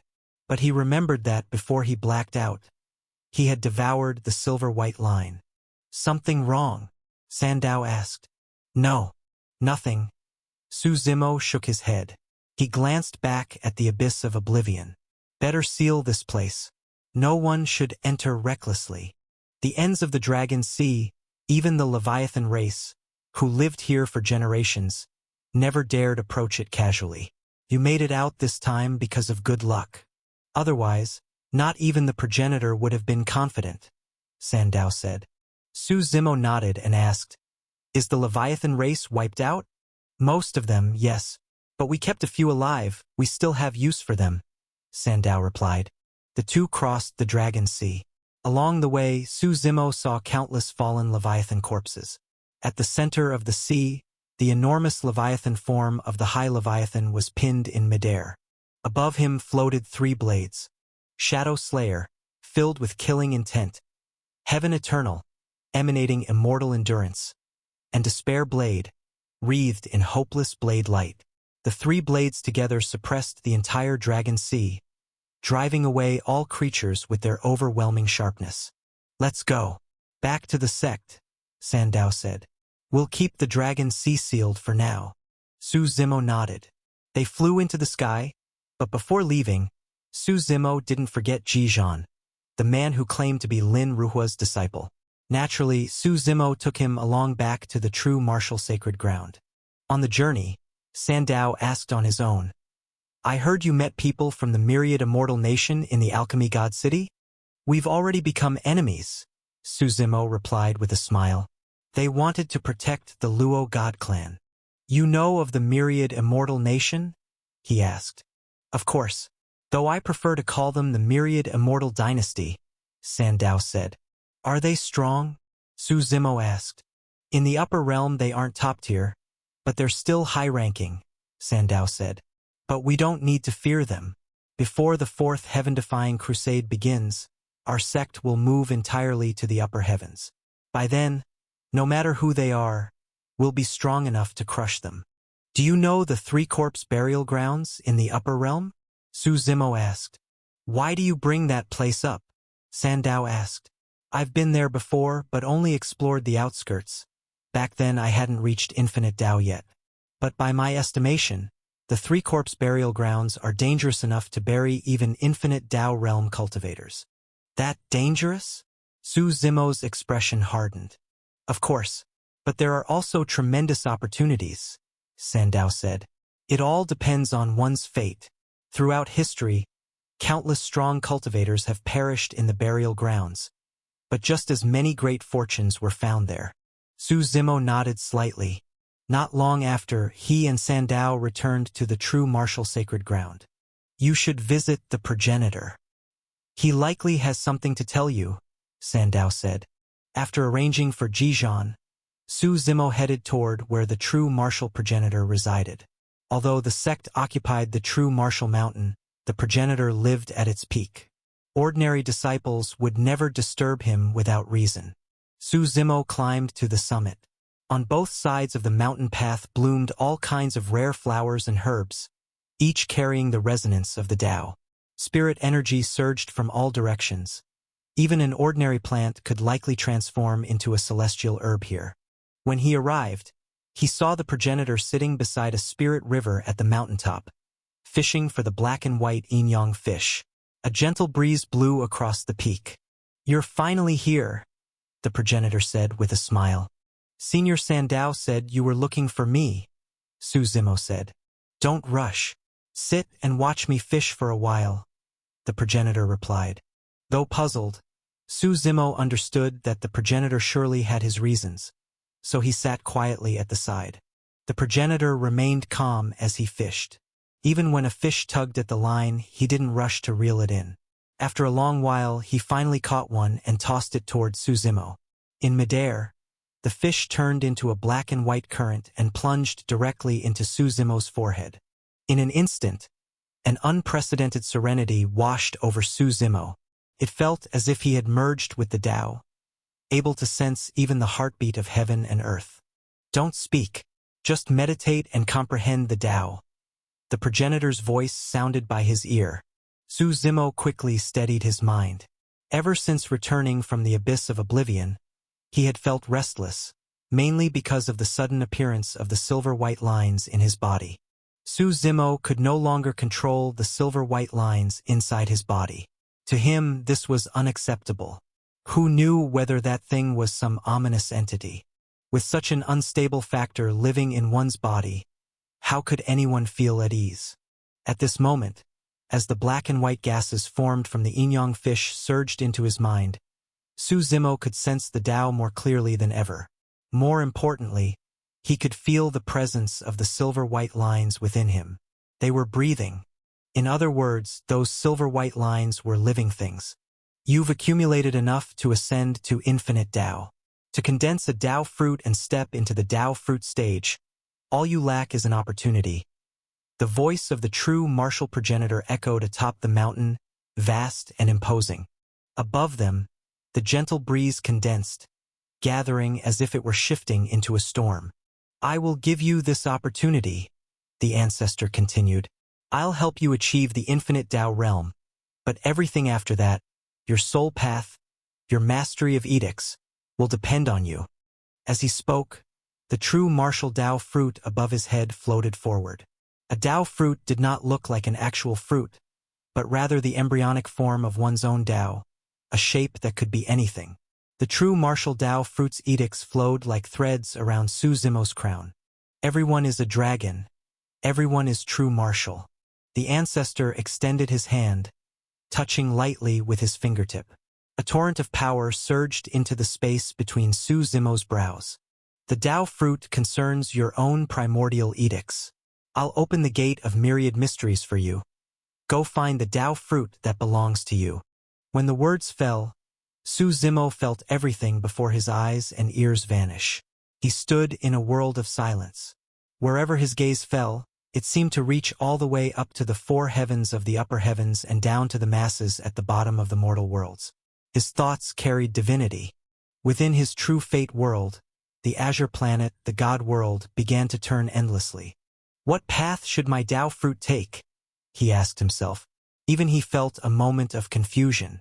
Walk the path of invincibility and crush all before him. Condense an invincible infinite Tao. But even invincibility had forms. Anyone could aim for an invincible infinite Tao, an invincible blade intent forming a blade Tao fruit, an invincible fist intent forming a fist Tao fruit. There were even deeper versions, like the true martial progenitor's Tao fruit built upon the ideal that everyone could practice martial arts and everyone could become a dragon.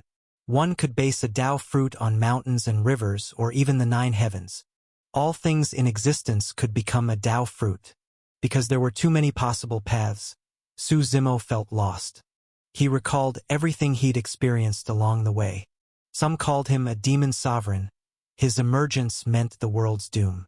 Many sought to kill him, shouting about eradicating evil on behalf of the Tao, and even heaven itself rejected him. Yet others, like his infernal Archon Paimon, wished to follow him and regarded him as a beacon in their lives. We've cultivated for millions of years, they said, only to change the idea that demon means evil. If we can follow the infernal lord, we die without regret. He walked a path opposite the world. And there was another issue. The true fate world he had created, the existence of the God world. If it were ever exposed, the heavens would erupt in fury. Imagine it. How could the heavens tolerate another world's existence? The moment it was discovered, they would annihilate him. This was why Su Zimo rarely used the powers of the true fate world. Only when facing infinite Tao cultivators did he occasionally draw upon its edicts. At this stage, creating the God world was already an act of defying heaven, making him its enemy. As the infernal lord, he also opposed the masses. Someone would eventually die. In the end, he had no path, or rather, only one. Absolute annihilation. Annihilate everything. Annihilate all beings. Annihilate all worlds. Annihilate even the high heavens. Only then could he walk to the end and allow his God world to become the main world, with himself as the one who defined its rules. If that's the case, then I'll just take absolute annihilate itself as my Tao fruit. Su Zimo roared in laughter. His black hair flew wildly, and infernal energy surged in his eyes. I want to cut down the sky and wipe out every living being. Then I'll build another world of myriad wonders. In that moment, his mind became crystal clear. No stray thoughts, no hesitation. Only destruction, endless destruction. He would follow one path to the end, smash through every barrier, and do what others wouldn't even dare imagine. Outside, the true martial progenitor suddenly opened his eyes. He stared at Su Zimo floating in the void, frowning. Something was wrong. Dense darkness floated around Su Zimo, darkness that devoured and buried everything. Even someone of the ancestors' realm felt threatened. Not by Su Zimo's power, but by the absolute annihilation edict itself, which posed a danger to his own true martial edict. The absolute annihilation edict was something he knew. But Su Zimo's destruction wasn't the same as the destruction that existed within heaven and earth. Because within the world, nothing truly died. All things were left a sliver of life. This was why the Tao was imperfect and could not reach 10. 9 was the limit. One part was hidden, leaving life for all beings. Yet Su Zimo's destruction was destruction of the 10th degree, total and absolute annihilation, leaving no chance of survival and not bound by the Tao of heaven and earth. Wherever he existed, he became the source of all destruction. So you finally understood, the ancestor murmured. I don't know how far you will go. It's a pity. If you had cultivated tens of thousands of years earlier, you would have had a place in my campaign to slay the heavens. But now I can't wait that long. If I fail, I truly hope the next one to challenge the heavens will be you. At that moment, the destruction rule around Su Zimo grew stronger, as if it had surpassed the limits of destruction itself. This is annihilation. Today, I condense the absolute annihilation Tao fruit. Let heaven and earth rejoice. Su Zimo's voice boomed across the world, though his mouth never opened. The black aura surrounding him shot skyward. It was not darkness, nor demonic energy, nor simple destruction, but the unique Absolute Annihilation Edict belonging solely to Su Zimo. Condensing this Absolute Annihilation Edict had cost him greatly. What was Absolute Annihilation? In a sense, any edict with offensive force could kill. Whether you slay someone with a sword beam or a blade, whether you burn them with fire or smash them with your fist, power itself has no morality. Only those who wield it do. So when it came to power, Su Zimo accepted everything. From the god world, he extracted every type of force. If it could harm, he absorbed it all and combined it into one. All the gathered powers began to surge. Above Su Zimo's head, a strand of black energy twisted and coiled until it finally took on the shape of a fruit. That darkness continued to condense. At the same time, countless edicts were drawn out from the god world, converging upon him like a raging flood. Within these forces were swords, blades, and the intents of myriad weapons. There were fists, kicks, and formless strikes. There was darkness, light, immortality, corrosion, every type of elemental edict imaginable. In short, the Absolute Annihilation Tao fruit was like a massive furnace pulling infinite power into itself. The power of Absolute Annihilation grew stronger and stronger. Even the surrounding void struggled to withstand it, as though it might shatter. The Tao fruit continued forming, its pressure blanketing the entire true martial mountain. The cultivators cultivating within the mountain were all forced out. Ancestor Sandao approached the true martial progenitor, astonished. What is happening? Have everyone withdraw from true martial mountain. Do not disturb him while he condenses the Tao fruit, the ancestor said. Sandao nodded. His 3 killing blades crossed horizontally through the void, suppressing the entire space so no living being could get within half a step. This infinite Tao realm. Sandao felt panic rise in his chest. I feel my 3-blade Tao fruit trembling. My true martial Tao fruit is trembling as well, the ancestor replied with a nod. How can that be? Sandao asked, horrified. Because our Tao fruits feel threatened. This Tao fruit truly inspires fear, the ancestor said with a laugh. Still, for my true martial sacred ground to produce someone like this, it puts my mind at ease for our attempt to strike down the heavens. Now that he's forming a Tao fruit, he's like I once was, a Tao fruit stage cultivator, Sandao said. With his strength, as long as he doesn't encounter someone who has opened the 3 blossoms, he should be able to protect himself. The true martial progenitor nodded slightly. He focused on Su Zimo's head. The Absolute Annihilation Tao fruit had already taken shape by more than half and was devouring the spirit energy of heaven and earth over a vast region. Even the space around the ancestor fell into a brief spirit vacuum. But with a wave of his hand, endless spirit energy from distant realms surged in, pouring entirely into Su Zimo's Tao fruit. Once the Tao fruit stabilized, Sandao hesitated.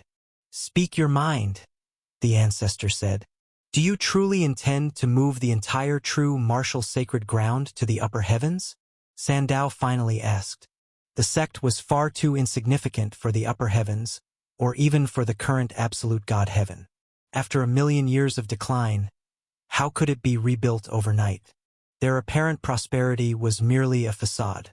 Once these elders left to battle the heavens, would the entire burden fall on Su Zimo?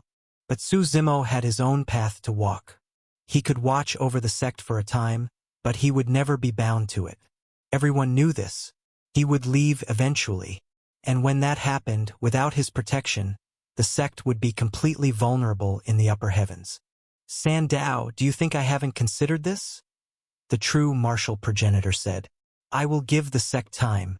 For 1,000 years, all the resources of the absolute God heaven will be open to the true martial sacred ground. Then we will open our gates wide and take in as many disciples as possible. With your efforts and mine, we should be able to nurture several strong figures. Once the sect has established itself, that will be the moment we head to the upper heavens. And even after we arrive, we won't immediately challenge the heavens. We'll still have time. Only when everything is ready will we move. As for why we must go to the upper heavens, its soil is the most suitable for the rise of the true martial sacred ground. I founded this sect with my own hands. If it can rise in the upper heavens, it will make all my efforts worthwhile. But if it is truly destroyed, then after we strike down the heavens, the sect no longer has a reason to exist. Sandao's heart sank. He understood. The original purpose of founding the sect had been to give disciples from the primordial heartlands a home. At that time, the true martial progenitor had just become an emperor, and his final home was the 9 heavens. But now, with plans changed, the 9 heavens could no longer contain him. He was going to defy the heavens, and the sect needed to separate from him and stand on its own. As the saying went, children and grandchildren must walk their own road. Before leaving, he would leave everything he could to the sect. Whether it rose or fell afterward would depend on the sect itself and its disciples. As the two spoke, Su Zimo's Tao fruit finished taking shape. That pitch-black fruit seemed capable of erasing all existence. The power of absolute annihilation roared through the world. Wherever it passed, it left nothing behind. Time and space withered. Grass and trees shriveled. Living beings lost their vitality. Mountains and rivers crumbled. It didn't matter who you were, an ancient existence, divine beings of the heavens, immortals who had lived countless years, primordial trees of the firmament, or forbidden life entities, under the absolute annihilation power, there was only one outcome: death. When the absolute annihilation Tao fruit fully formed, a complete absolute annihilation edict shot into the sky, piercing the clouds and breaking through the winds. The heavens turned red. Then blood rained from the sky. The faint patter of red rain grew into a torrential downpour. The rain didn't fall only on the absolute God heaven. It enveloped all 9 heavens. Every living being was stunned. What's happening? Blood rain out of nowhere. Is this a disaster? Some kind of ominous sign? Ancient beings attempted to calculate the heavenly secrets, trying to determine the cause of the blood rain, but all they saw was haze. Only beings at the level of the true martial progenitor could sense faint traces of heaven and earth's emotions. The ancestor closed his eyes and took a deep breath. Heaven and earth are crying. They are afraid. Old villainous heaven, so you do no fear. He looked toward Su Zimo. The absolute annihilation Tao fruit was complete, fully condensed. Even though the primordial edict of absolute annihilation had withdrawn, the faint strands leaking out were enough to make anyone tremble. Su Zimo drew the Tao fruit back into his body and slowly opened his eyes. He exhaled a long breath. That breath, sharp like an extinction blade, cut a massive scar through the void. It's done, Su Zimo said with a smile. How do you feel? Sandao asked. Incredible. Better than ever, Su Zimo replied. Though he had yet to master edicts or create a primordial spirit, the Tao fruit was formed, and that meant he had crossed the most critical threshold. With the absolute annihilation Tao fruit in hand, everything, whether condensing the primordial spirit or comprehending primordial edicts, became far easier. Su Zimo imagined that under the influence of the God world, he would soon truly step into the infinite Tao realm. Of course, before he could cross that threshold, tribulations still awaited him. He needed to prepare in advance. His current Tao fruit was the absolute annihilation Tao fruit. But when truly stepping into the infinite Tao realm, heaven and earth would offer him a choice: to condense a heavenly Tao fruit or another type instead. Su Zimo had explained the differences before. Naturally, he would not submit to high heaven. So before resisting the heavenly Tao, he had to be fully prepared before officially stepping into that realm. The true martial progenitor waved his hand. A Tao scripture floated in his palm. The book was crafted from rare Tao stones, and the words upon it were formed from the power of edicts. This contains my comprehension and experience from when I stepped into the Tao fruit stage. It should be useful to you, the true martial progenitor said. Though you and I do not walk the same path, many things ultimately lead to the same truth. Su Zimo took the Tao scripture. He did not offer thanks because he understood this was a matter of sentiment. And sentiment was something he would one day repay to the true martial sacred ground. Besides, he himself was a member of the lineage. Comprehend it well. We will remain in the absolute God heaven for another 1,000 years. After that, I will open the path to the upper heavens with overwhelming force, and the entire sect will ascend. The true martial progenitor reminded him. Su Zimo nodded slightly. He felt the embryonic Tao fruit within himself, profound beyond measure. Even 1,000 years would not be enough to comprehend all its power. The infinite Tao realm was already the end of the great Tao, could open 11 meridian gates. Of course, some claimed that in legend the meridian gates numbered 12. But whether a 12th gate truly existed, no one knew. In all the 9 heavens, such a being had never appeared. Su Zimo took his leave from the true martial progenitor and Sandao and returned to his cave mansion on True Martial Mountain. After condensing the Tao fruit, he noticed the silver-white threads within his body had changed. It seemed information had surged into his mind. But earlier he hadn't had time to investigate. Now he sat cross-legged, head tilted slightly upward, eyes closed, and began his careful inspection. At the beginning of heaven and earth, 3,000 greater edicts and the 9 grand Tao forged the world. These 3,000 edicts divided into countless lesser edicts scattered throughout creation, maintaining its operation and allowing cultivators to use them for cultivation. Su Zimo couldn't help feeling fortunate. Thanks to the God world, he could comprehend any edict without limit, endlessly drawing upon them. Only because of this could he eventually condense the Absolute Annihilation Primordial Edict. Otherwise, trying to gather all offensive edicts of heaven and earth would have been impossible, never mind the required talent. Though the 3,000 edicts had fractured into countless forms to sustain the world, each edict still possessed an ancestral edict. And within heaven and earth, there were exactly 3,000 greater edicts. The silver-white line within Su Zimo was the Edict of Oblivion, one of those 3,000 greater edicts. This was the information revealed to him. He found that he could use the Oblivion Edict in simple ways. First, any living being cultivating the Oblivion Edict would be completely suppressed by him, utterly incapable of resisting, no matter what their cultivation level was. Second, Su Zimo could erase certain abilities from others, cause them to forget their powers. For example, to make someone forget their cultivation method or even their divine abilities, or forget family members stored within their memories. Of course, this was not without cost.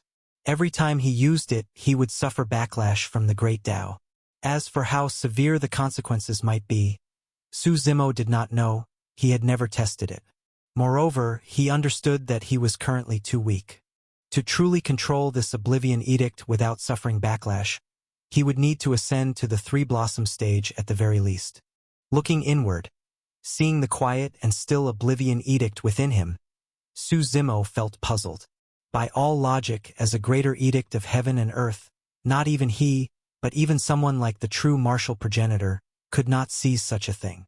Unless one successfully rebelled against heaven itself, one could only comprehend lesser edicts and never obtain their ancestral forms. Yet Su Zimo had obtained it, and his body suppressed it so completely that it could not even resist. Su Zimo disliked phenomena that exceeded his understanding. He remembered that when he was leaving the abyss of oblivion, this thread had tried to devour him. He had tried to devour it as well. In that struggle, he had fainted. Forget it. If I can't figure it out and can't investigate it further, I'll leave it for now. When I'm stronger, I'll probably uncover more useful information, Su Zimo thought to himself. In the days that followed, he hardly left his cave. He remained in seclusion, comprehending the primordial edicts of the infinite Tao. The Absolute Annihilation Primordial Edict was truly tyrannical. It could destroy all things in heaven and earth, and even tried to turn against him, its own master, attempting to annihilate him. This left Su Zimo unable to relax for a moment. He constantly suppressed the Absolute Annihilation Primordial Edict. He dared not release it freely, fearing it would take control of him and turn him into a killing machine. As expected, greater edicts that are too strong are not necessarily a good thing, Su Zimo sighed. As time went by, Su Zimo trained and cultivated in seclusion for the next 500 years. If undisturbed, he even planned to cultivate for a full 1,000 years, until the true martial progenitor opened the way to the upper heavens. But the sudden arrival of Sandao brought him out early. What is it? Su Zimo asked. Come with me, Sandao said. There's trouble. The progenitor is waiting on the peak. Su Zimo nodded. The two stepped into the air and flew to the summit of True Martial Mountain. There, almost all infinite Tao cultivators of the True Martial Sacred Ground had gathered. In these 500 years, the True Martial Sacred Ground had produced another infinite Tao, a saint sovereign who had accumulated for many years and finally broken through. As for the Godspeed progenitor Xin Xing, after returning from the great beyond, he had left. His wish was to measure and walk all 9 heavens with his own feet. Before fulfilling that grand vow, he likely would not return, just as he had once walked across the primordial heartlands. Su Zimo sat cross-legged. When everyone arrived, the true martial progenitor finally spoke. The upper heavens have activated the primordial formation and has closed all spatial channels. At those words, everyone frowned. How could this be? Could the other 3 heavens be colluding with the heavenly court? Someone asked. Is there a special reason, or do they simply not want us to ascend?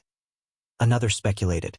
For us, entering the upper heavens won't be stopped by the primordial formation, but the entire true martial sacred ground likely won't be able to go up.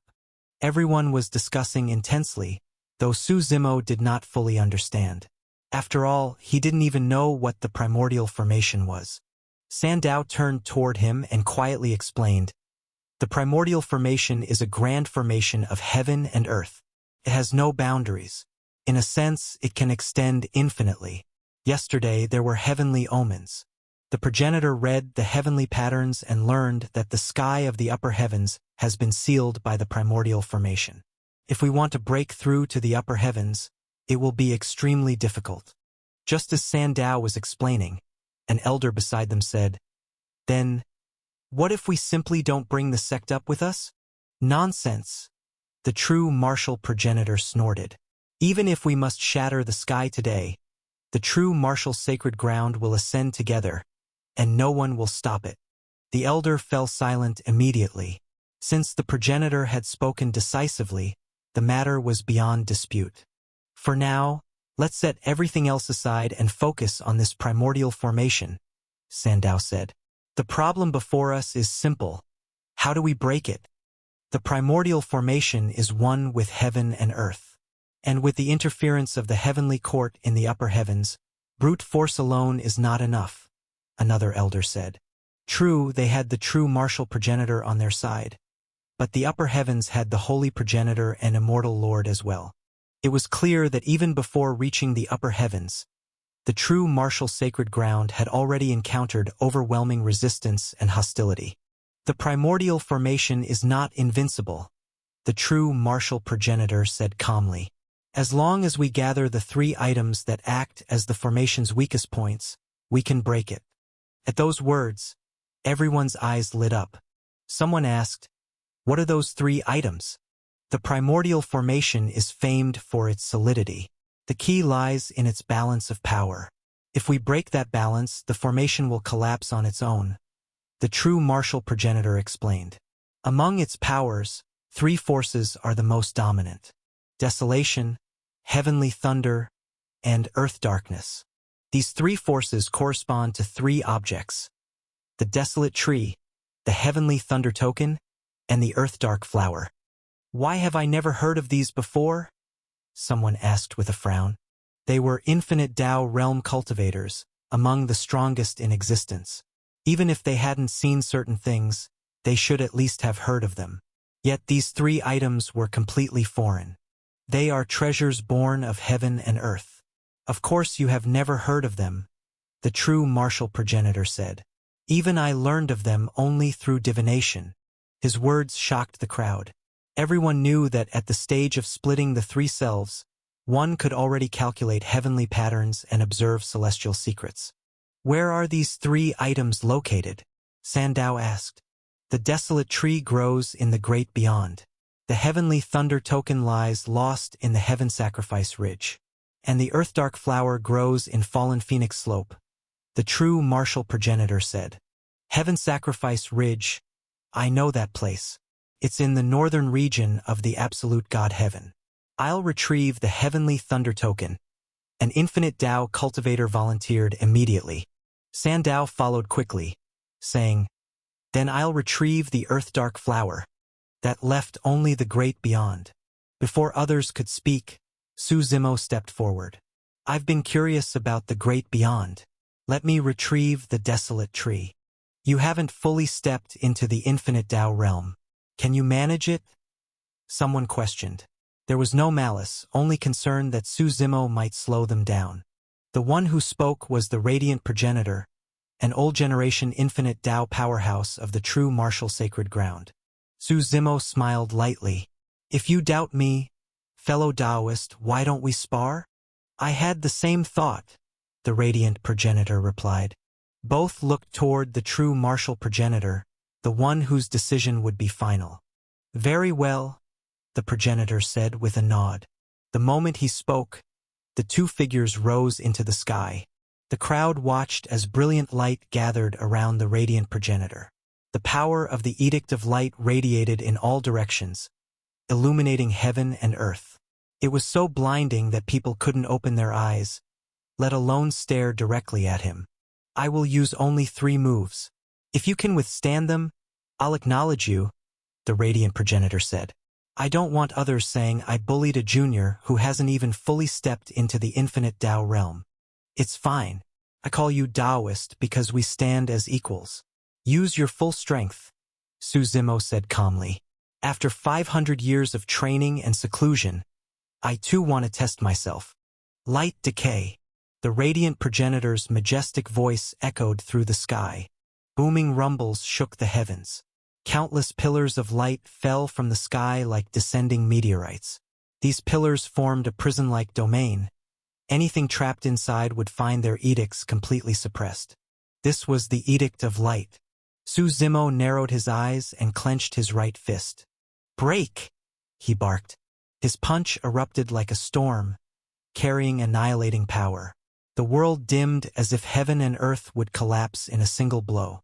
Not only the pillars of light, everything between heaven and earth seemed like it could be destroyed. "Taoist, stop probing," Su Zimo said. "Bring out your true strength." "Interesting," the Radiant Progenitor said. He raised his hands and began forming seals. The boundless light above illuminated the entire sky, penetrating all things. It felt as though every being, in every corner of the world, was exposed under this radiance. "Divine light, purify spirit."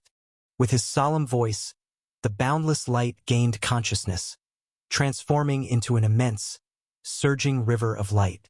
The river roared toward Su Zimo, attempting to swallow him whole. The attack itself wasn't the issue. The real surprise was that under this divine light, Su Zimo was reflected as pure darkness, shrouded in dense dark edict. This alone proved that the Radiant Progenitor had cultivated not only light, but had touched upon the Edict of Darkness as well. "Good!" Su Zimo roared. Battle intent surged from his body. The Shadow Tyrant was no longer just a blade. During his centuries of seclusion, Su Zimo had nurtured it with primordial edicts. After centuries of baptism under the Absolute Annihilation Primordial Edict, the moment the blade was drawn, absolute annihilation wrapped around it like a living force. The weapon was over 5 feet long, shaped like a curved saber, its body layered with Tao runes. On the red hilt, a bone-white skull had formed at some unknown time. A black blade, a red hilt, a white skull. A demonic weapon, eerie and wicked. It exuded an extreme darkness, a suffocating fall into despair. Just looking at it felt like sinking into the 9th layer of hell. With the curved blade in hand, the weapon trembled violently. Black mist surged around it like the roar of an infernal abyss. Twisted faces and scenes of hell flickered across its surface. Feeling the pressure surging from the blade, the Radiant Progenitor frowned slightly. This aura unsettled him. In theory, it shouldn't be like this. I've been in seclusion for centuries, trying to create a technique of my own. Unfortunately, the time was too short and my understanding of the infinite Tao realm wasn't enough. I only managed to create a single move. Please look it over. Su Zimo smiled lightly. This move is called Nine Hells Desolation. Hearing this, the radiant progenitor was shaken again. Creating a move on one's own wasn't difficult for cultivators at their level. Many could do it casually. The problem was how powerful could that self-created move be? The more powerful the technique, the harder it was to create. He, the radiant progenitor, was an old infinite Tao cultivator. He hadn't created his own techniques not because he couldn't, but because anything he created was weaker than the ancient techniques he already possessed. That would be a loss rather than a gain. He had once received the inheritance of the radiant Buddha. All of his light attribute power originated from that legacy, and even his techniques were created by that Buddha. If he wanted to create anything new, it would have to surpass the old master. But that former master was already comparable to Buddha gods. Surpassing him was nearly impossible. Thus, he rarely attempted to create his own techniques. Now, hearing Su Zimo's words, his interest was piqued once more. Su Zimo closed his eyes slightly, as if preparing something. In truth, he had been creating his own techniques since the beginning of his cultivation journey. The original 19 forms of Tao-seeking were among them. But now, if he wanted to create another technique, it had to surpass the 10 primordial God scriptures. The difficulty was unimaginable. He had worked on his understanding for hundreds of years, and even then, he had created only this first move, Nine Hells Desolation. The blade in his hand now seemed to have evolved into a domain resembling the Nine Hells. That hell devoured all. Within it existed Yama, the underworld kings, Pretas, Asuras, and everything. Su Zimo possessed the god world and had once built a hell within his own realm. In all the heavens, he was the one who understood the nine hells the most. At this moment, the absolute annihilation primordial edict surged around him, transforming into layers of annihilation-laden blade aura. This aura reached skyward, scattering clouds and staining the blue heavens. In an instant, the winds roared, the clouds tumbled, and everything was dragged into its flow. This blade of extinction looked as if it wanted to split open the heavens. Impressive, but is that all? The radiant progenitor said in mild disappointment. It was indeed a good strike, but if it was only a world-splitting slash, it was hardly worth mentioning. Nine Hells Desolation, Su Zimo said, his voice deep and resonant. The next moment, instead of cleaving the heavens, the blade swung downward, toward hell itself. The slash felt strange. It did not open the sky nor sever samsara. Instead, it willingly fell into hell, merging with it. Thus the move was named Nine Hells Desolation. When the blade fell, the radiant progenitor felt a momentary illusion, not a slash, but the entire nine hells crashing toward him. How is this possible? His expression changed drastically. Above his head, a Buddha statue manifested, his infinite Tao, the radiant Buddha Tao fruit. Tao fruits had no fixed form. They could take any shape the cultivator desired. And because the radiant progenitor had inherited the legacy of the radiant Buddha, he shaped his Tao fruit accordingly. The influence was deep, light without boundaries. All things may be defended. All things may be merged. This was his strongest technique. From the radiant Buddha Tao fruit, a colossal titan of light stirred awake. This pure radiance illuminated ancient time. Even a single ray of its light could refine a person to nothing. The giant stood tall, head supporting the sun, shoulders carrying the stars, feet stepping on the nine hells. It did not dodge and instead reached out to seize Su Zimo's slash directly. Light collided with the hellish abyss. The sky split in two, one half shining with holy light, the other swirling with reincarnating hellfire. Grim darkness clashed with righteous radiance. Rumbling echoed through the heavens. The disciples of the true martial sacred ground looked up as if the entire sky might collapse. Radiant solar light, heart-illuminating sun, the radiant progenitor roared. All the light within him seemed to burn away. His radiance fused with the sun itself, and waves of solar flame poured from above. They scorched the heavens and boiled the seas, their power terrifying to behold. The watching true martial progenitor was slightly surprised. It was clear that the radiant progenitor was fighting with full power now. What began as a simple test for Su Zimo had turned into a real battle. The pressure Su Zimo created was obvious. Not yet even in the infinite Tao realm, yet able to force an infinite Tao cultivator to this point. The progenitor mused silently, then smiled. Sandao, he is your equal in your prime. Please don't flatter me, ancestor. Sandao laughed. Back then, I could only last 100 or so moves against an infinite Tao cultivator. But he can already stand against one directly.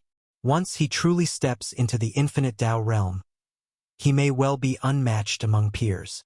True martial progenitor nodded slightly, accepting this judgment.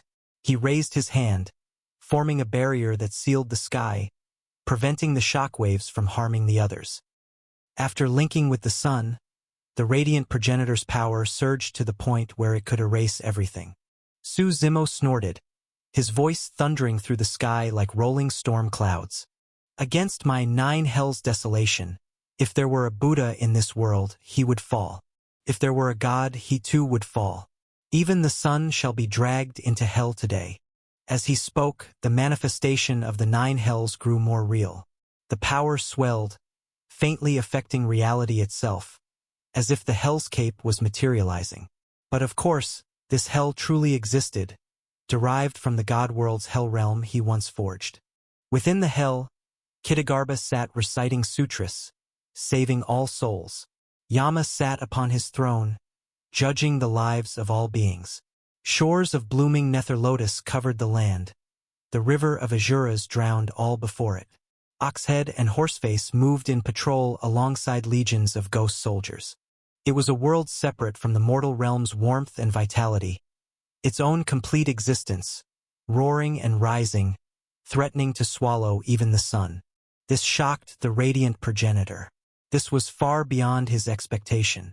After only a brief clash, his light was suppressed. The balance that once held was broken, even though his radiant Buddha Tao fruit continued to devour and manifest light. Everyone could feel it. This clash had reached its limit. Hell was empty. The demons walked among men. The descent of hell fell from the heavens, enveloping the world and erasing everything. This was the absolute annihilation primordial edict. Light or darkness, none could escape annihilation. At this moment, even the radiant progenitor knew he was outmatched. With a wave of his hand, he retrieved the radiant Buddha Tao fruit, then tore open the void before him and fled into the distance. Seeing this, Su Zimo also understood that the contest was over.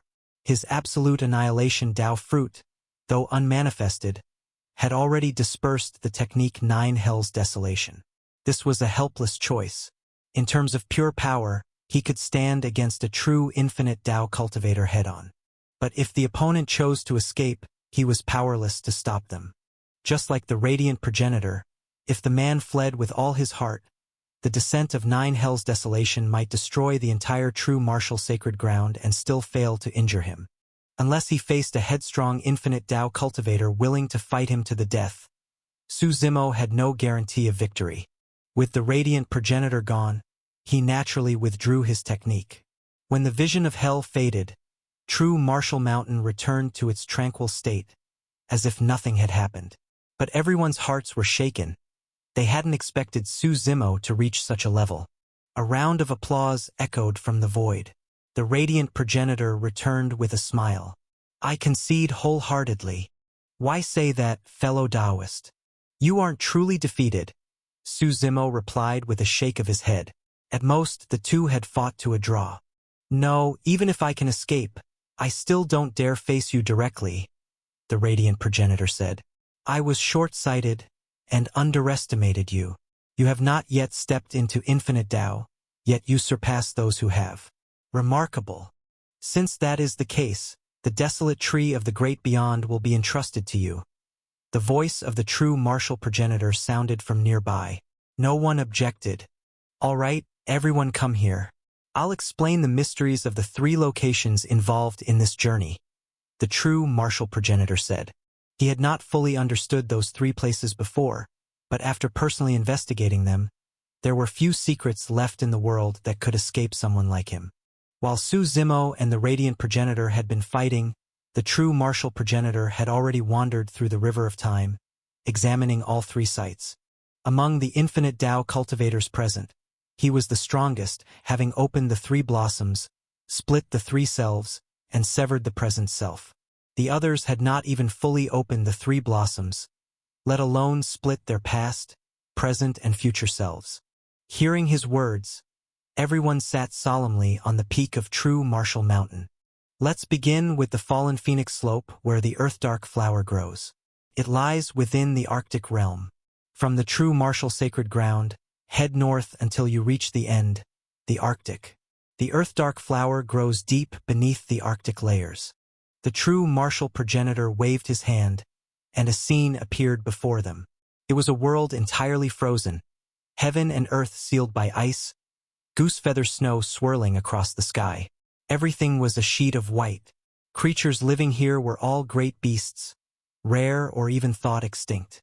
The world had never seen them, for they were suited only to the Arctic's lethal cold and could not survive elsewhere. In the depths of that icebound land, among rampant monsters and endless frost, a small black and yellow three-leaf flower quietly bloomed. One glance made it clear it was no common plant. No matter how harsh the environment, it was unaffected, rooting itself into heaven and earth and drawing in their power. This image had been taken by the true martial progenitor from the river of time, an unfathomable display of divine ability. In the primordial era, a mutated ice phoenix perished here. Its body formed the famous fallen phoenix slope. The earth-dark flower grew by absorbing 1,000,000 years of Arctic power and drinking the phoenix's blood. I understand, Sandow said, rising to his feet. With this, it will be far easier to find. He stepped into the air and flew north without delay. The Arctic was vast, and the flower small. Now, with guidance, he had clarity. The true martial progenitor turned to another infinite Tao cultivator. Next, let's discuss the heavenly thunder token. It appears at the Sky Sacrifice Ridge. I know of that place, the cultivator replied. It was used by the ancient remnants for their sky sacrificing rituals. Legend has it, he continued, that the ancient remnants were unimaginably old. No matter how the world changed, eras shifting, time flowing, seas turning into fields, they always preserved a sliver of their bloodline. They were eternal. Another infinite Tao cultivator added. It said they mastered the art of sacrificing to the heavens. Each time the world cycled, they would perform the ritual, and the heavens would preserve their bloodline. But later, for unknown reasons, the heavens grew enraged and unleashed an unparalleled tribulation, destroying Sky Sacrifice Ridge. The ancient remnants vanished thereafter. Correct, the true martial progenitor said. Seems you all know quite a bit. The heavenly thunder token was born from that supreme lightning tribulation. To find it, simply enter Sky Sacrifice Ridge and go to the deepest point of the thunder. I will go, the infinite Tao cultivator declared, letting out a long roar before soaring away. The true martial progenitor then turned to Su Zimo. Lastly, the great beyond. Of the three places, it is the most mysterious. The danger of the great beyond lies in the unknown, he said. Even a progenitor cannot grasp its entirety? An infinite Tao cultivator asked in shock. The great beyond is not part of the 9 heavens. It exists independently. Even if I understand the secrets of the 9 heavens, I cannot fully comprehend the great beyond, the true martial progenitor said, shaking his head. He looked at Su Zimo. Previously, we battled the 10 god clans and even the heavenly court within the great beyond, but only near the outskirts. This time, you are going to its depths. Are there people in the great beyond? Su Zimo asked. There are, the progenitor confirmed. Some are natives. Others are from the 9 heavens. Beyond that, I cannot say. So the location of the desolate tree must be found by myself? Su Zimo asked. I can only tell you this. Wherever the desolate tree grows, the land will be lush, green mountains, clear waters, life thriving. A paradise hidden from the world, the progenitor said. That doesn't match the name Desolate Tree, Su Zimo remarked. It makes sense, the progenitor continued. The desolate tree is one of the most dreadful, anomalous trees in existence. Normally, everything around it would be barren for 10,000 miles, not a blade of grass left. But because it grows within the great beyond, a land ruled by desolation, the two forms of desolation basically cancel each other out. That is why I said wherever the desolate tree stands in the great beyond, it will be a paradise, clashing starkly with the surrounding decay. I understand, Suzimo said as he rose. Then I'll take a trip into the great beyond. I've always been curious about it. Fellow Taoist, why don't I accompany you? The radiant progenitor said as he stood. He was worried about Suzimo. After all, the great beyond was truly mysterious. No one knew what lay within. No need. I can go alone, Suzimo replied, shaking his head. He was used to walking his path by himself. Companionship wasn't something he sought. Let me send you part of the way, the true martial progenitor said. The spatial wall of the great beyond is extremely thick. Even if you enter it on your own, you'll only reach the outer region. I'll open a passage through the wall and send you deeper inside. Where you finally end up will depend on your own fortune. Suzimo did not refuse. No one knew how vast the great beyond truly was, and he didn't want to waste unnecessary time. The true martial progenitor raised his hand. A powerful force surged around him. Thunderous rumbling echoed as if a river of power were overflowing, threatening to drown the heavens themselves.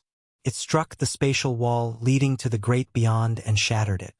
That force continued to extend forward, its destination within the great beyond unknown.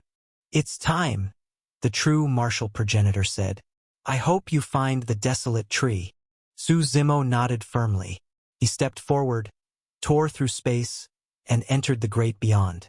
As his figure disappeared, the pathway to the great beyond slowly dissolved, until the void returned to silence. All we can do now is wait, the true martial progenitor said. Progenitor. The radiant progenitor began, hesitating. Speak, the true martial progenitor said.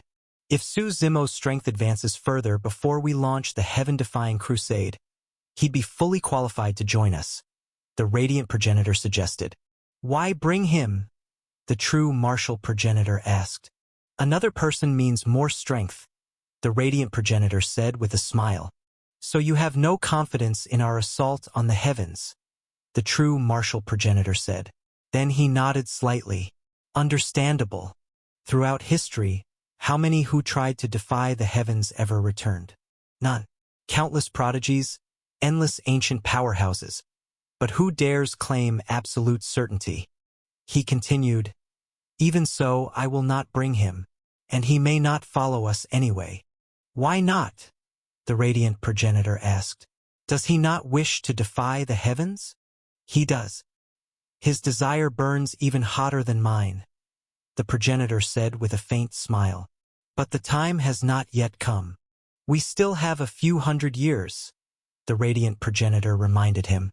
You're wrong, the true martial progenitor said, shaking his head. If he is to defy the heavens, it will not be by following me. He will open a new war against the heavens, one of his own. A new heaven-defying crusade? The radiant progenitor was stunned, nearly biting his own tongue.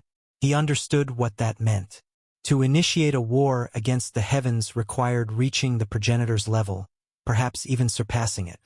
If the true martial progenitor failed in his own attempt, any later challenger would need to be stronger than him to even dare. To most people, an infinite Tao cultivator was already the peak of the world. But in truth, he himself had no qualification to initiate such a war.